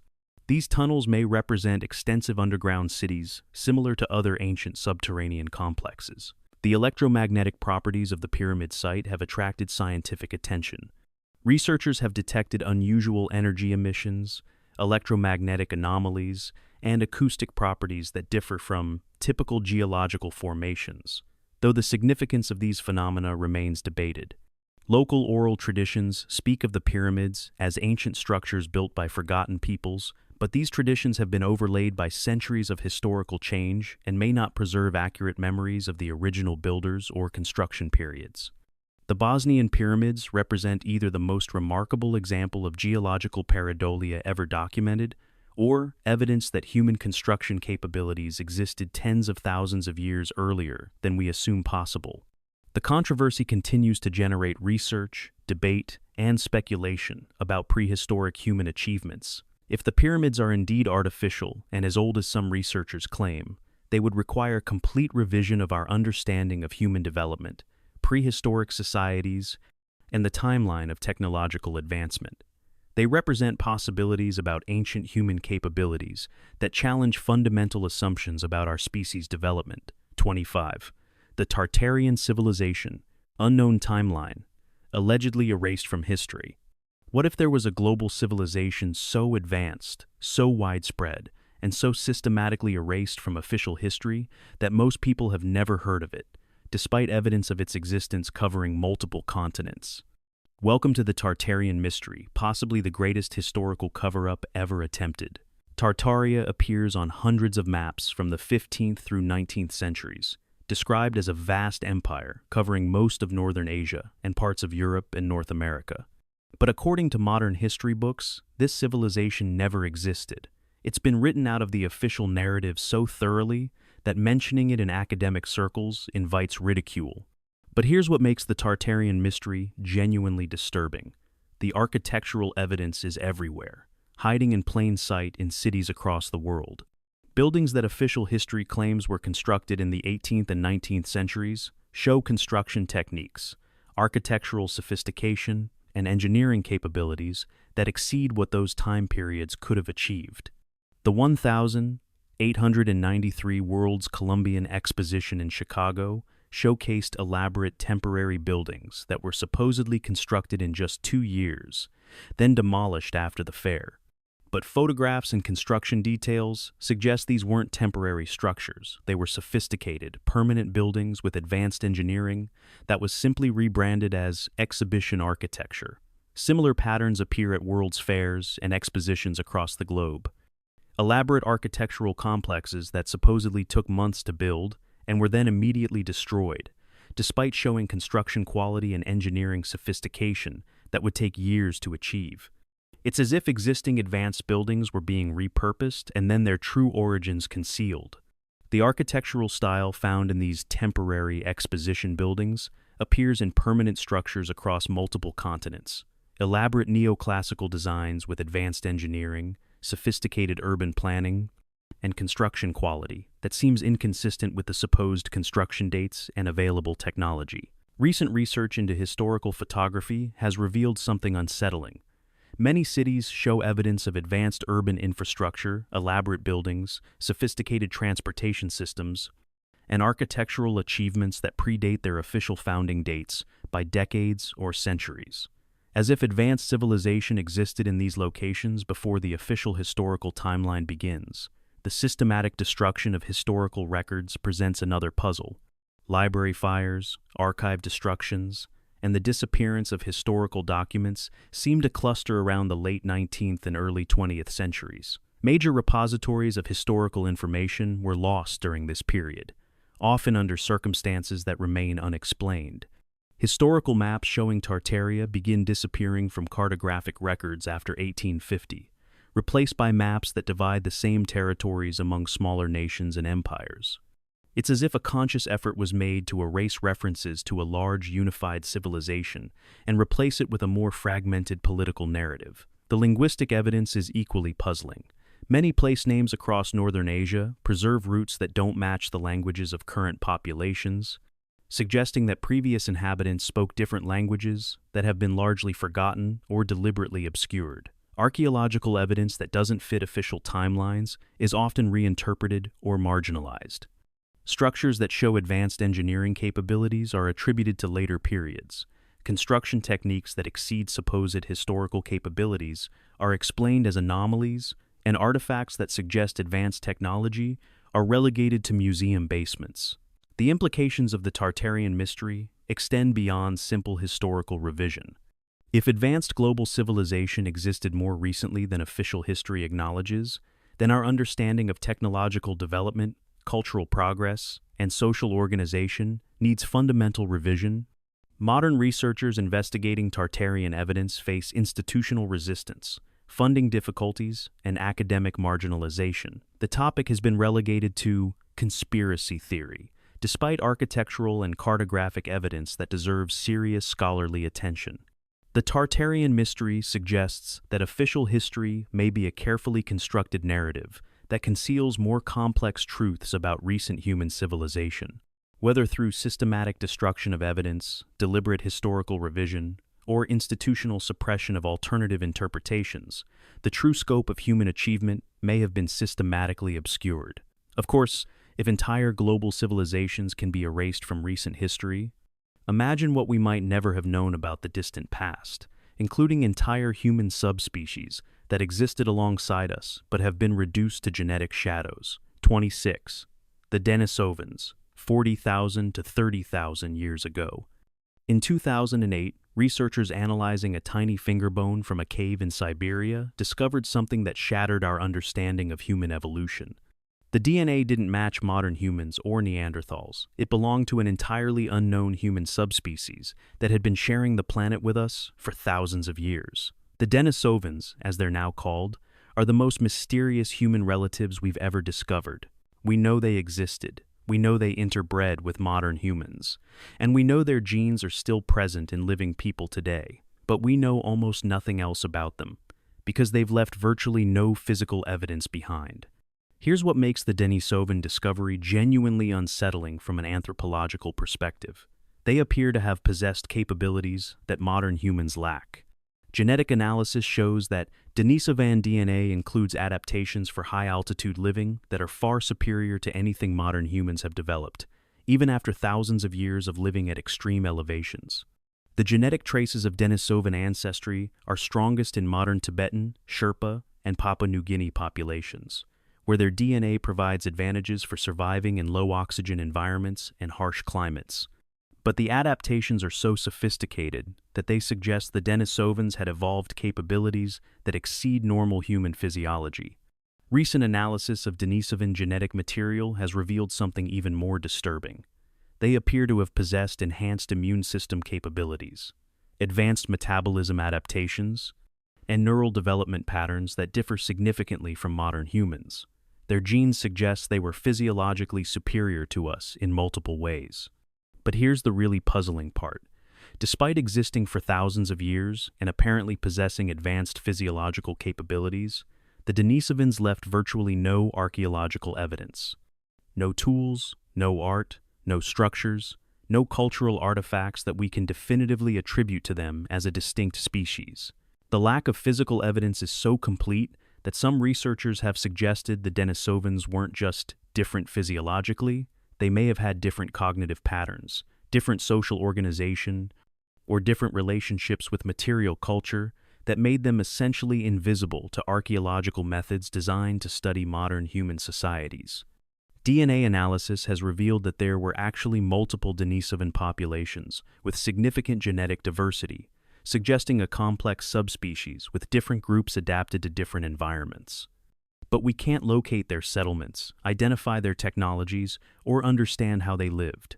The interbreeding patterns between Denisovans and modern humans suggest sustained contact over thousands of years, but we have no historical records, oral traditions, or cultural memories of these interactions. It's as if an entire branch of the human family existed alongside us for millennia, and then vanished so completely that we only discovered them through genetic archaeology. Recent research has identified Denisovan genetic contributions to modern human populations that suggest they possess knowledge or capabilities that provided survival advantages. But determining what those capabilities were requires reverse engineering from genetic traces rather than direct evidence. The timing of Denisovan disappearance coincides with the expansion of modern human populations, but there's no evidence of conflict, competition, or displacement. They seem to have simply faded from the genetic record, leaving behind only the traces preserved in our own DNA. The implications of Denisovan existence are staggering. If human subspecies with superior physiological capabilities existed alongside us and then disappeared, it suggests that human evolution has been far more complex and diverse than we understand. We may be the surviving remnant of a much more varied human ecosystem. Modern genetic research continues to reveal new details about Denisovan capabilities and distribution. But each discovery raises more questions about why such an apparently successful human subspecies left so little physical evidence of their existence. While the Denisovans represent a mysterious branch of humanity that disappeared from land, another lost civilization may have vanished beneath rising seas in an event that inspired humanity's most persistent flood legends. Time for another reality check, fellow mystery hunters. We're now deep into the final mysteries, encountering erased civilizations and vanished human subspecies. If you're ready to question not just history but the nature of humanity itself, hit that subscribe button. Where are you following this journey into the impossible? What time is it as these revelations unfold? Are you starting to wonder what else has been hidden from our understanding of human development? The most paradigm-shattering discoveries are still ahead. 27. The sunken cities of the Black Sea. 5,600 BCE. The real Noah's flood. Beneath the waters of the Black Sea lie the ruins of cities that may have inspired humanity's most enduring myth.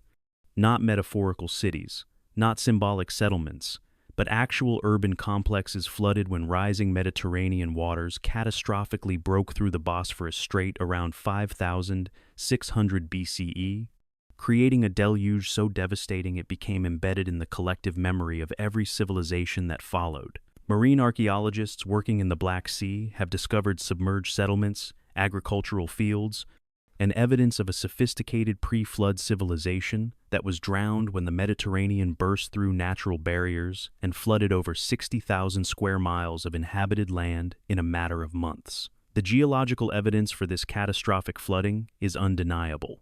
Sediment cores from the Black Sea floor show a distinct layer marking the transition from freshwater lake to saltwater sea, dated precisely to 5,600 BCE. Below this layer, the preserved remains of a drowned landscape tell the story of a civilization that vanished beneath the waves. But here's what makes the Black Sea flood genuinely disturbing from a historical perspective. The scale of the catastrophe was so enormous that it would have displaced millions of people, destroyed thousands of settlements, and created the largest refugee crisis in human history.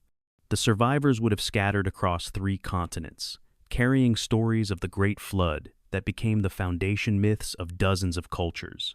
The archaeological evidence beneath the Black Sea reveals that pre-flood settlements were far more sophisticated than expected for 5,600 BCE. Submerged structures show evidence of advanced construction techniques, urban planning, and agricultural systems that suggest a highly developed civilization existed in the region before the catastrophic flooding. Recent underwater exploration using advanced sonar mapping has revealed extensive submerged landscapes with clear evidence of human modification. Ancient coastlines, river systems, and settlement patterns are preserved beneath the sediment, creating a snapshot of a lost world that was suddenly and permanently submerged. The preservation conditions in the Black Sea are exceptional due to the lack of oxygen in deeper waters, which prevents normal decomposition processes. This has allowed organic materials, wooden structures, and even textiles to survive underwater for over 7,000 years, providing unprecedented insights into pre-flood civilization. Carbon dating of submerged organic materials confirms the timeline of catastrophic flooding and reveals that the pre-flood civilization had achieved agricultural sophistication, animal domestication, and settlement complexity that predates similar developments in other regions by hundreds or thousands of years. The genetic evidence supports massive population displacement around 5,600 BCE. DNA analysis of modern European, Middle Eastern, and Asian populations shows genetic mixing patterns that suggest large-scale migration events during this period, consistent with the dispersal of flood refugees across multiple continents. Linguistic analysis has identified flood terminology, water-related vocabulary, and deluge mythology that appears in languages across Europe, Asia, and the Middle East, suggesting that memories of the Black Sea catastrophe were preserved in oral traditions that evolved into the flood myths found in virtually every ancient culture. The psychological impact of the Black Sea flood would have been profound. Survivors who witnessed the sudden destruction of an entire civilization would have carried traumatic memories that became embedded in cultural narratives about divine judgment, cosmic catastrophe, and the fragility of human achievement. Recent research has suggested that the Black Sea flood may have triggered the Neolithic expansion, the rapid spread of agricultural technologies, and settled civilization across Europe and Asia.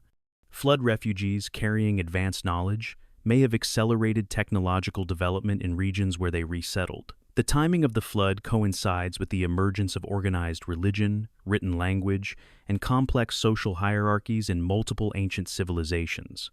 The shared trauma of catastrophic loss may have contributed to humanity's first attempts to preserve knowledge, organize society, and develop technologies that could survive future disasters.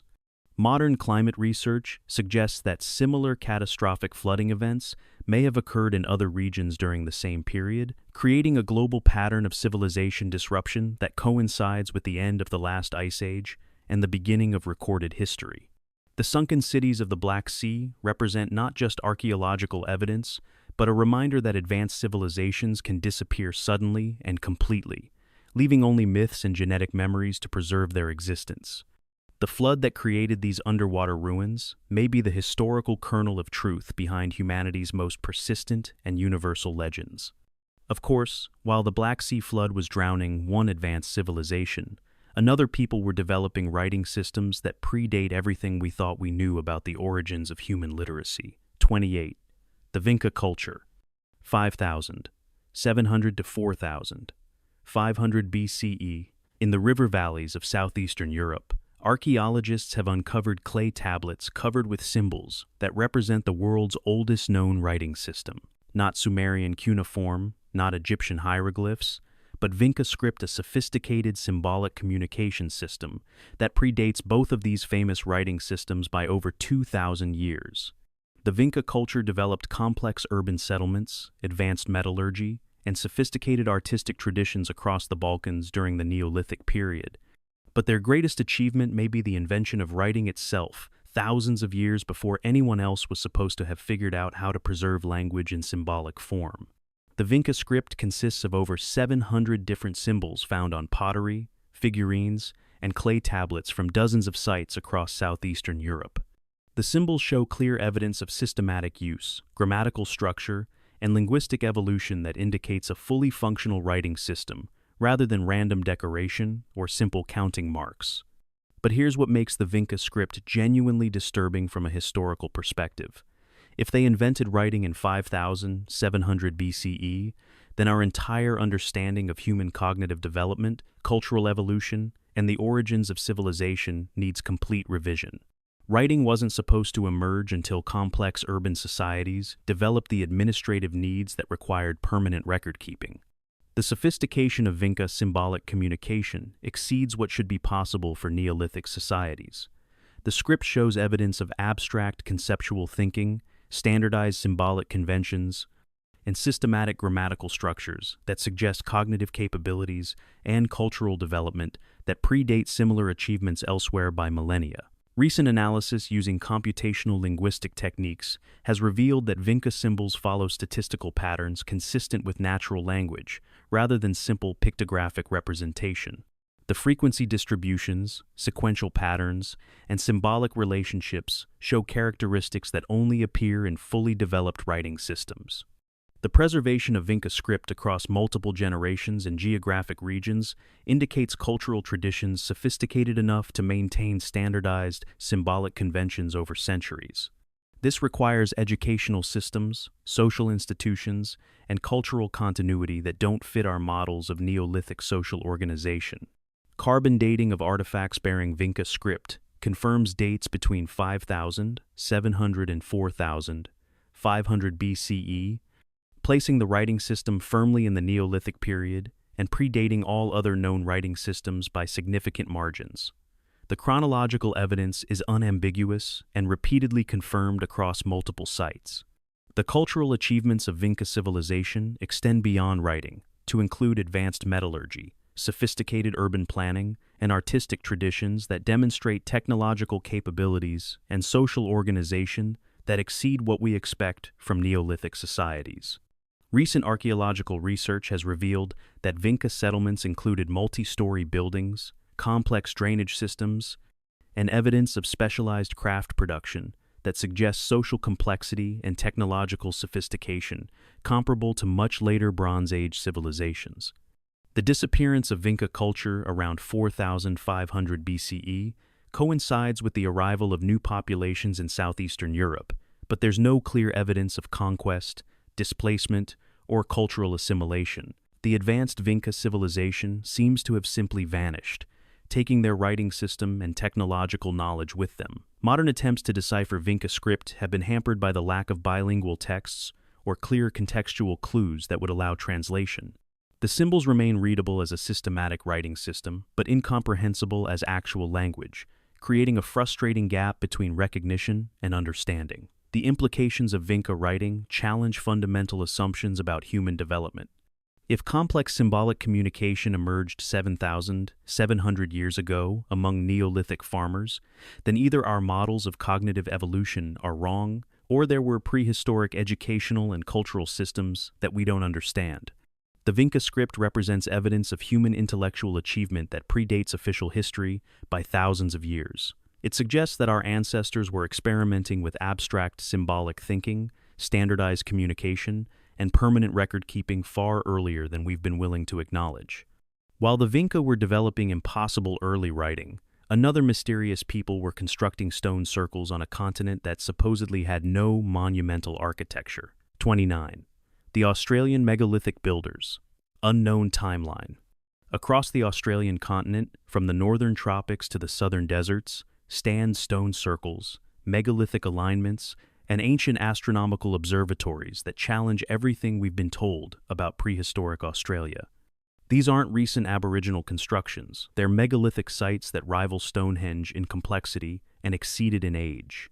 The Wurdi Yuang Stone Circle in Victoria consists of over 100 standing stones, arranged in a precise egg-shaped ellipse that tracks the movements of the sun with astronomical accuracy.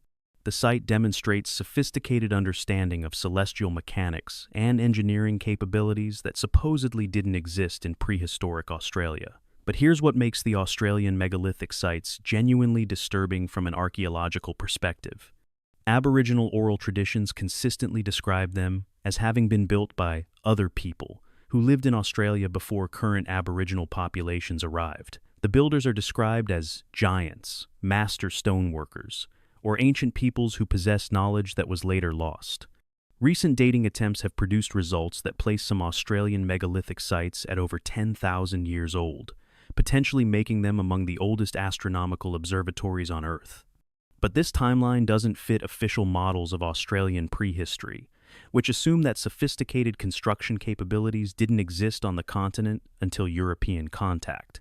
The precision of astronomical alignments at sites like Wurdi Yuang requires sophisticated observational techniques and mathematical knowledge that exceeds what we expect from hunter-gatherer societies. The stone arrangements track solar movements, lunar cycles, and stellar positions with accuracy that rivals modern observatories. Recent ground-penetrating radar surveys have revealed that visible stone circles represent only surface elements of much larger construction projects. Buried stoneworks, underground chambers, and extensive earthworks suggest that these sites were components of massive prehistoric construction complexes. The engineering required to construct megalithic sites in Australia includes quarrying and moving massive stones across difficult terrain, precise surveying to establish astronomical alignments, and architectural planning that maintains accuracy over thousands of years. These capabilities exceed what should be possible for Stone Age technology.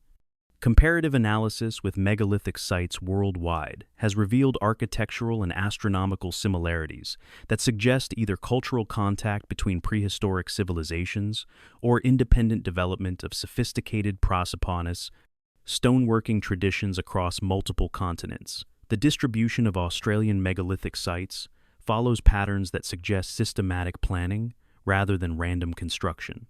Sites are positioned to create sightlines between different locations, establishing networks of astronomical observation points that cover vast geographic areas. Aboriginal oral traditions preserve detailed accounts of the old people who built the stone circles, describing them as possessing knowledge of astronomy, mathematics, and construction techniques that were superior to later populations. These traditions have been maintained for thousands of years across different tribal groups. Recent research has identified tool marks and construction techniques at Australian megalithic sites that don't match known Aboriginal stoneworking traditions, supporting the idea that different peoples with different technological capabilities were responsible for their construction. The cultural significance of these sites in Aboriginal tradition suggests they were important astronomical and ceremonial centers, but the original builders and the knowledge systems they represented appear to have been lost or deliberately forgotten over time. Modern attempts to understand Australian megalithic construction have revealed engineering challenges that would be difficult today. Moving multi-ton stones without machinery, establishing precise astronomical alignments without instruments, and maintaining construction accuracy across large sites requires capabilities that seem impossible for prehistoric technology. The Australian megalithic sites represent evidence of sophisticated prehistoric civilization on a continent that official history describes as lacking monumental architecture until European contact. They suggest that advanced knowledge of astronomy, engineering, and construction existed in Australia thousands of years earlier than we've been willing to acknowledge. While mysterious builders were constructing impossible stone circles in Australia, another civilization was creating earthworks in North America that could only be understood from an aerial perspective that shouldn't have existed. 30. The Giant Builders of Ohio, 1000 to 1650 CE. In the valleys and hills of Ohio, Kentucky, and West Virginia lie earthworks so massive and precise that they can only be fully appreciated from the air. The Serpent Mound, Newark earthworks, and dozens of other prehistoric construction projects demonstrate engineering capabilities and astronomical knowledge that exceed what we expect from pre-Columbian North American societies. The Serpent Mound stretches for over 1,300 feet in an undulating curve that follows the natural contours of the landscape while maintaining precise geometric relationships that can only be detected through aerial survey. The earthwork represents over 20,000 tons of carefully placed soil shaped into a serpentine form that aligns with astronomical events and seasonal cycles. But here's what makes the Ohio earthworks genuinely impossible from a technological perspective. They were designed to be viewed and understood from an aerial perspective that the builders couldn't have achieved. The geometric relationships, astronomical alignments, and overall compositions only make sense when seen from heights of several hundred feet above ground level. The Newark earthworks originally covered over 4 square miles and included circular enclosures, octagonal formations, and connecting causeways that demonstrate mathematical precision and engineering sophistication that rivals modern survey techniques.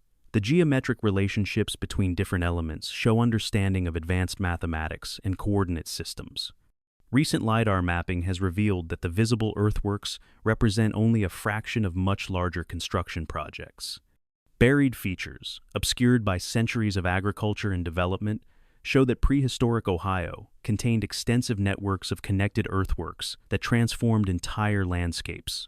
The astronomical alignments built into Ohio earthworks demonstrate sophisticated understanding of celestial mechanics. The Newark octagon precisely tracks the 6-year lunar cycle with accuracy that requires generations of careful observation and mathematical calculation to achieve. Ground-penetrating radar surveys have revealed that many earthworks contain internal structures, buried chambers, and construction details that aren't visible from surface examination. The engineering extends far beyond simple earth-moving, to include sophisticated architectural elements that suggest advanced planning and technical knowledge. The labor requirements for constructing Ohio earthworks exceed what should be possible for prehistoric American societies. Moving millions of cubic yards of soil, maintaining geometric precision across miles of construction, and coordinating multi-generational building projects requires social organization and technical capabilities that don't fit standard models of pre-Columbian culture. Carbon dating of organic materials from earthwork sites confirms construction dates between 1000 and 1650 CE, placing these achievements within the period of documented American Indian cultures. But the scale and sophistication of construction exceeds what we expect from societies that supposedly lacked advanced mathematics, surveying techniques, and engineering knowledge. The cultural traditions associated with earthwork construction appear to have been deliberately abandoned or forgotten. European explorers found the earthworks already ancient and overgrown, with local populations claiming no knowledge of who had built them or why they had been created. Recent research has identified connections between Ohio earthworks and similar constructions across North America, suggesting a continent-wide tradition of sophisticated earth-moving and astronomical observation that was more extensive and advanced than previously understood. The precision required to maintain geometric accuracy across multi-mile construction projects indicates surveying capabilities that exceed what should be possible without modern instruments. The builders somehow achieved engineering tolerances that require laser-guided equipment today. Modern attempts to understand earthwork construction methods have revealed logistical challenges that would be difficult even with current technology. Coordinating construction across vast areas, maintaining design accuracy over multiple generations, and creating astronomical alignments that function for centuries requires planning and execution capabilities that seem impossible for prehistoric societies. The Ohio earthworks represent evidence of advanced engineering and astronomical knowledge that predates European contact by centuries. They suggest that North American societies possess sophisticated technical capabilities and cultural traditions that have been systematically underestimated or ignored by mainstream archaeology. Of course, while the Ohio builders were creating impossible earthworks, another mysterious people were preserving European genetics and culture in the most isolated place on Earth, the Chinese desert. 31. The Tarim Basin Civilization. 2000 BCE, 400 CE. Deep in the Taklamakan Desert of western China, where summer temperatures exceed 120 degrees Fahrenheit and winter storms can bury entire cities under sand dunes, archaeologists have discovered over 200 naturally mummified bodies that challenge everything we know about ancient population, movements, and cultural contact. These aren't Chinese mummies, not Asian mummies, but perfectly preserved Europeans with blonde hair, blue eyes, and Caucasian features buried in the world's most isolated desert. The Tarim Basin mummies represent European populations that somehow established permanent settlements in one of Earth's most inhospitable regions over 4,000 years ago, maintaining their genetic identity and cultural traditions for over 1,500 years without significant mixing with Asian populations. But here's what makes the Tarim Basin civilization genuinely impossible from a historical perspective. These weren't traders or travelers passing through established routes. They were permanent residents who built cities, developed agriculture, created complex textiles, and established a sophisticated civilization in conditions that challenge modern technology. The preservation conditions in the Taklamakan Desert have maintained organic materials that provide unprecedented insights into ancient daily life. Mummified bodies still wear their original clothing, sophisticated woolen garments with complex plaid patterns, felt hats, leather boots, and accessories that demonstrate advanced textile production capabilities. DNA analysis confirms that Tarim Basin populations were primarily of European ancestry, specifically related to ancient populations from the Black Sea region and Eastern Europe. But radiocarbon dating places their presence in Central Asia thousands of years before documented European contact with the region. The textiles found with Tarim Basin mummies show sophisticated weaving techniques, complex dye patterns, and wool processing methods that match European traditions from the same time period. Some garments show influences from multiple cultural traditions, European construction techniques combined with Asian decorative elements and Middle Eastern trade goods. Recent archaeological research has revealed that Tarim Basin cities included sophisticated infrastructure adapted to desert conditions. They developed irrigation systems that tapped underground water sources, constructed buildings designed to maintain comfortable temperatures in extreme heat, and created agricultural systems that supported permanent populations in areas that modern technology considers barely habitable. The written language preserved on wooden tablets and silk documents shows influences from multiple linguistic families, Indo-European roots, combined with writing systems derived from Asian traditions. They were clearly in contact with various cultural groups while maintaining their distinct European identity and cultural practices. The engineering achievements of Tarim Basin civilization include water management systems that functioned in extreme desert conditions, construction techniques adapted to sandstorm environments, and agricultural methods that produce surplus crops in regions with minimal rainfall and extreme temperature variations. Archaeological evidence shows that Tarim Basin cities were connected to extensive trade networks that moved goods between Europe, Central Asia, and China thousands of years before the official opening of Silk Road trade routes. They were apparently intermediaries in prehistoric commerce that connected continents. The cultural artifacts found in Tarim Basin sites include European-style musical instruments, religious objects that show Indo-European mythological influences, and artistic traditions that maintain European aesthetic sensibilities despite geographic isolation from European populations. The mystery of Tarim Basin civilization extends beyond their European ancestry to their cultural achievements. They created sophisticated urban societies, maintained complex trade relationships, and preserved advanced technological traditions in conditions that would challenge modern civilization. Recent research has revealed that Tarim Basin populations weren't just surviving in desert conditions, they were thriving. Their cities show evidence of population growth, cultural development, and technological advancement that suggests they had not only adapted to extreme conditions, but had found ways to exploit the desert environment for economic and cultural benefit. The gradual disappearance of European populations from the Tarim Basin coincides with the expansion of Asian empires into Central Asia, but there's little evidence of conflict or forced displacement.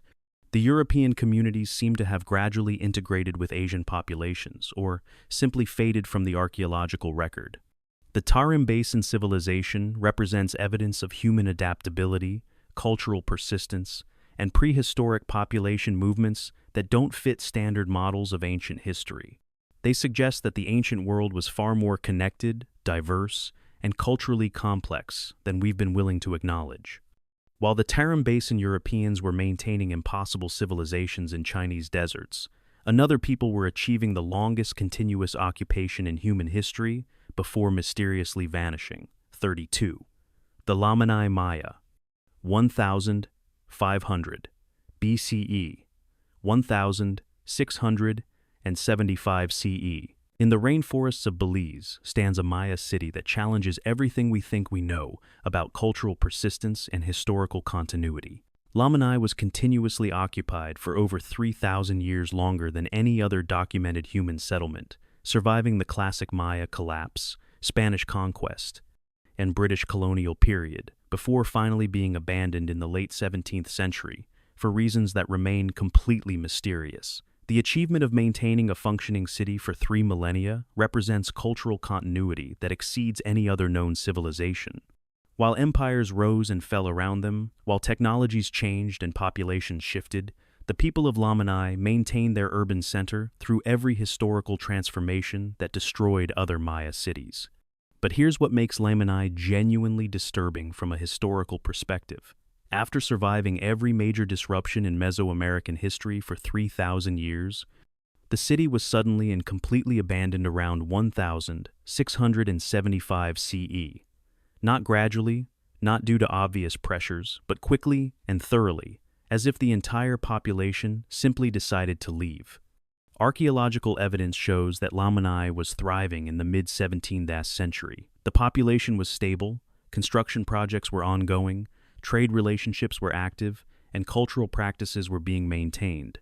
There's no evidence of disease, warfare, economic collapse, or environmental pressure that would explain sudden abandonment. The Spanish conquistadors who encountered Lamanai in the 16th century found a functioning Maya city with active temples, ongoing religious practices, and a population that had successfully resisted both Spanish political control and Christian religious conversion for over a century after contact. Recent excavations have revealed that Lamanai's cultural traditions remained remarkably stable throughout its 3,000-year occupation. While architectural styles evolved and construction techniques advanced, the basic cultural patterns, religious practices, and social organization showed continuity that exceeds anything seen in other long-term archaeological sites. The construction projects at Lamanai span the entire history of Maya civilization and beyond.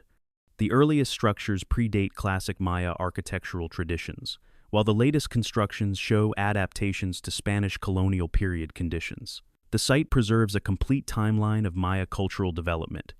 Carbon dating of materials from Lamanai confirms continuous occupation from at least 1,500 BCE through 1,675 CE, with no significant gaps or population interruptions. The archaeological record shows steady cultural development without the boom and bust cycles that characterize most ancient urban centers. The religious practices at Lamanai show similar continuity. The same temple complexes were maintained and renovated for centuries, with religious traditions adapting to changing conditions while preserving core beliefs and practices that connected later populations to their ancient predecessors. Recent research has revealed that Lamanai served as a cultural preservation center for Maya knowledge during periods when other Maya cities were collapsing or being transformed by external pressures. It may have functioned as a repository for traditional knowledge, religious practices, and cultural traditions that were being lost elsewhere. The final abandonment of Lamanai coincides with no known historical events that would explain sudden population loss. Spanish colonial records from the period mention the city as active and functional, with no indication of problems that would lead to abandonment. Modern Maya populations in Belize maintain oral traditions about Lamanai that describe the final abandonment as voluntary, a conscious decision by the community to leave rather than continue adapting to changing conditions. But the traditions don't explain why abandonment became necessary after 3,000 years of successful adaptation. The mystery of Lamanai's final abandonment raises questions about cultural persistence and the limits of adaptation. If a civilization that successfully maintained continuity for 3 millennia could suddenly decide that continuation was no longer possible, what does that suggest about the challenges they faced in the late 17th century? Archaeological evidence from the final occupation layers shows that the abandonment was organized and deliberate. Valuable objects were removed, important structures were ceremonially closed, and the departure appears to have been planned rather than forced by immediate crisis. The longest continuously occupied city in human history represents both the pinnacle of cultural persistence and a reminder that even the most successful adaptations can reach their limits. Lamanai stands as evidence that survival is possible but not guaranteed, even for civilizations that seem to have mastered the art of cultural continuity. While Lamanai was achieving impossible cultural continuity on the mainland, our final lost civilization was creating equally impossible monuments on the most isolated inhabited island on Earth. 33. The Rapa Nui, Easter Island, Civilization, 300 to 1000, 680 CE. On a tiny speck of volcanic rock in the middle of the Pacific Ocean, over 2,000 miles from the nearest populated land, stand nearly 1,000 massive stone statues that represent one of humanity's most impossible achievements. The moai of Easter Island weren't just carved by people living in one of the most isolated places on Earth, they were somehow moved across the island using techniques that we still can't understand or replicate. Rapa Nui is only 64 square miles of land, surrounded by thousands of miles of open ocean. The nearest populated island is over 1,200 miles away. Yet somehow, Polynesian voyagers found this tiny target in the vast Pacific, established a permanent settlement, and proceeded to create one of the world's most impressive collections of monumental sculpture. But here's what makes the Rapa Nui civilization genuinely impossible. From a logistical perspective, the Moai statues weigh between 75 and 270 tons each, were carved from volcanic rock at a central quarry, and were somehow transported across the island to ceremonial platforms without wheels, large trees for rollers, or draft animals. Recent research suggests they were walked upright to their destinations.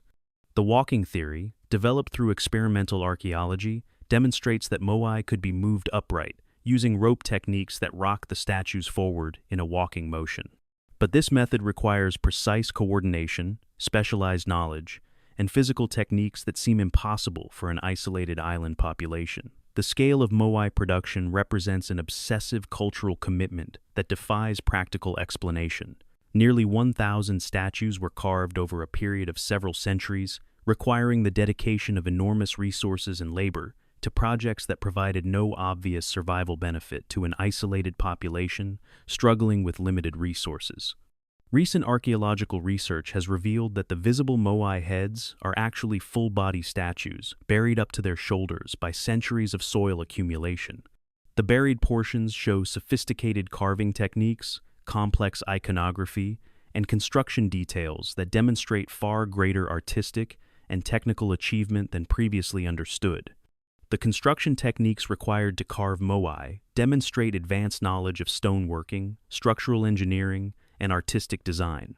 The statues show precise geometric proportions, sophisticated understanding of weight distribution, and artistic sophistication that rivals classical sculpture traditions. The social organization required to coordinate Moai construction and transportation represents cultural achievement that seems impossible for an isolated island population. Creating nearly 1,000 massive statues over several centuries requires sustained cultural commitment, specialized craft knowledge, and social cooperation that exceeds most ancient civilizations. Carbon dating and archaeological evidence confirm that Rapa Nui was settled around 300 CE by Polynesian voyagers who had successfully navigated thousands of miles of open ocean to reach one of the most isolated places on Earth. The navigation skills alone represent impossible achievement for ancient maritime technology. The environmental challenges of Easter Island include limited fresh water, poor soil quality, constant wind, and isolation from any external resources or assistance. Establishing and maintaining a permanent population capable of monumental construction projects in these conditions seems impossible without advanced planning and cultural adaptation. Recent research has revealed that Rapa Nui civilization was more sophisticated and sustainable than previously understood. The islanders developed agricultural techniques adapted to challenging conditions, maintained population levels for over 1,000 years, and created complex cultural traditions that sustained monumental construction over multiple centuries. The collapse of Rapa Nui civilization in the 17th century remains controversial.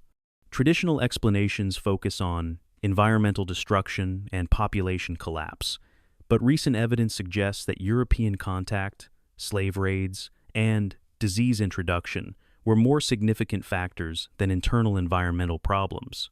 Modern attempts to understand Moai transportation have revealed engineering challenges that remain unsolved. Moving 270-ton statues across difficult terrain using only human power and rope requires techniques and coordination that exceed most ancient construction achievements. The mystery of how Polynesian voyagers found Easter Island in the first place may be more impossible than the Moai themselves.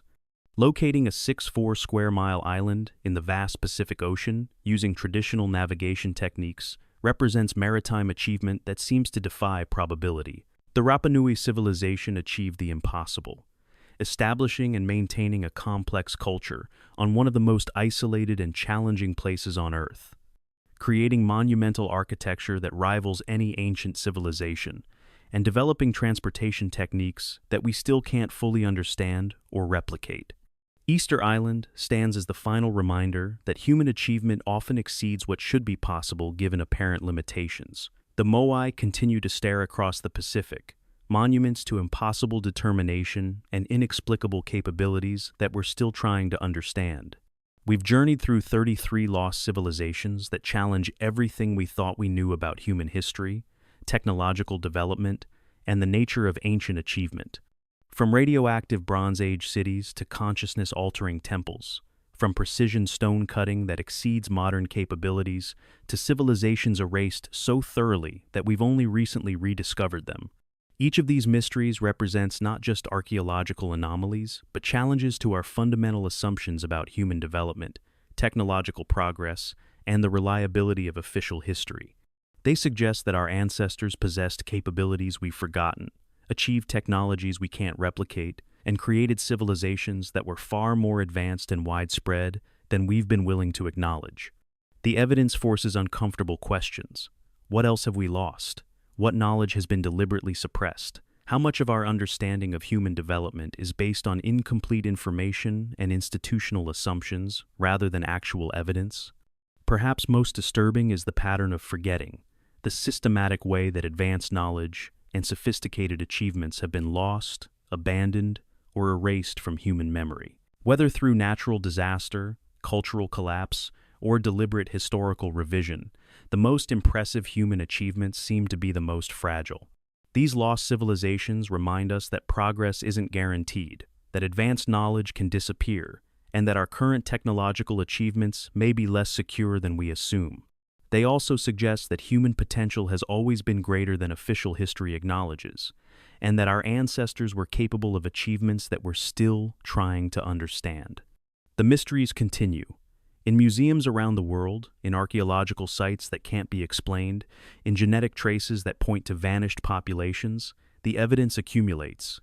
We're not the first advanced civilization. We won't be the last. And the story of human achievement is far stranger and more complex than any textbook dares to acknowledge. Thanks for joining us on this journey through impossible histories, fellow truth seekers. The mysteries are real, the evidence is documented, and the implications are staggering. Keep questioning, keep exploring, and remember, the most important discoveries are often the ones they never wanted us to find.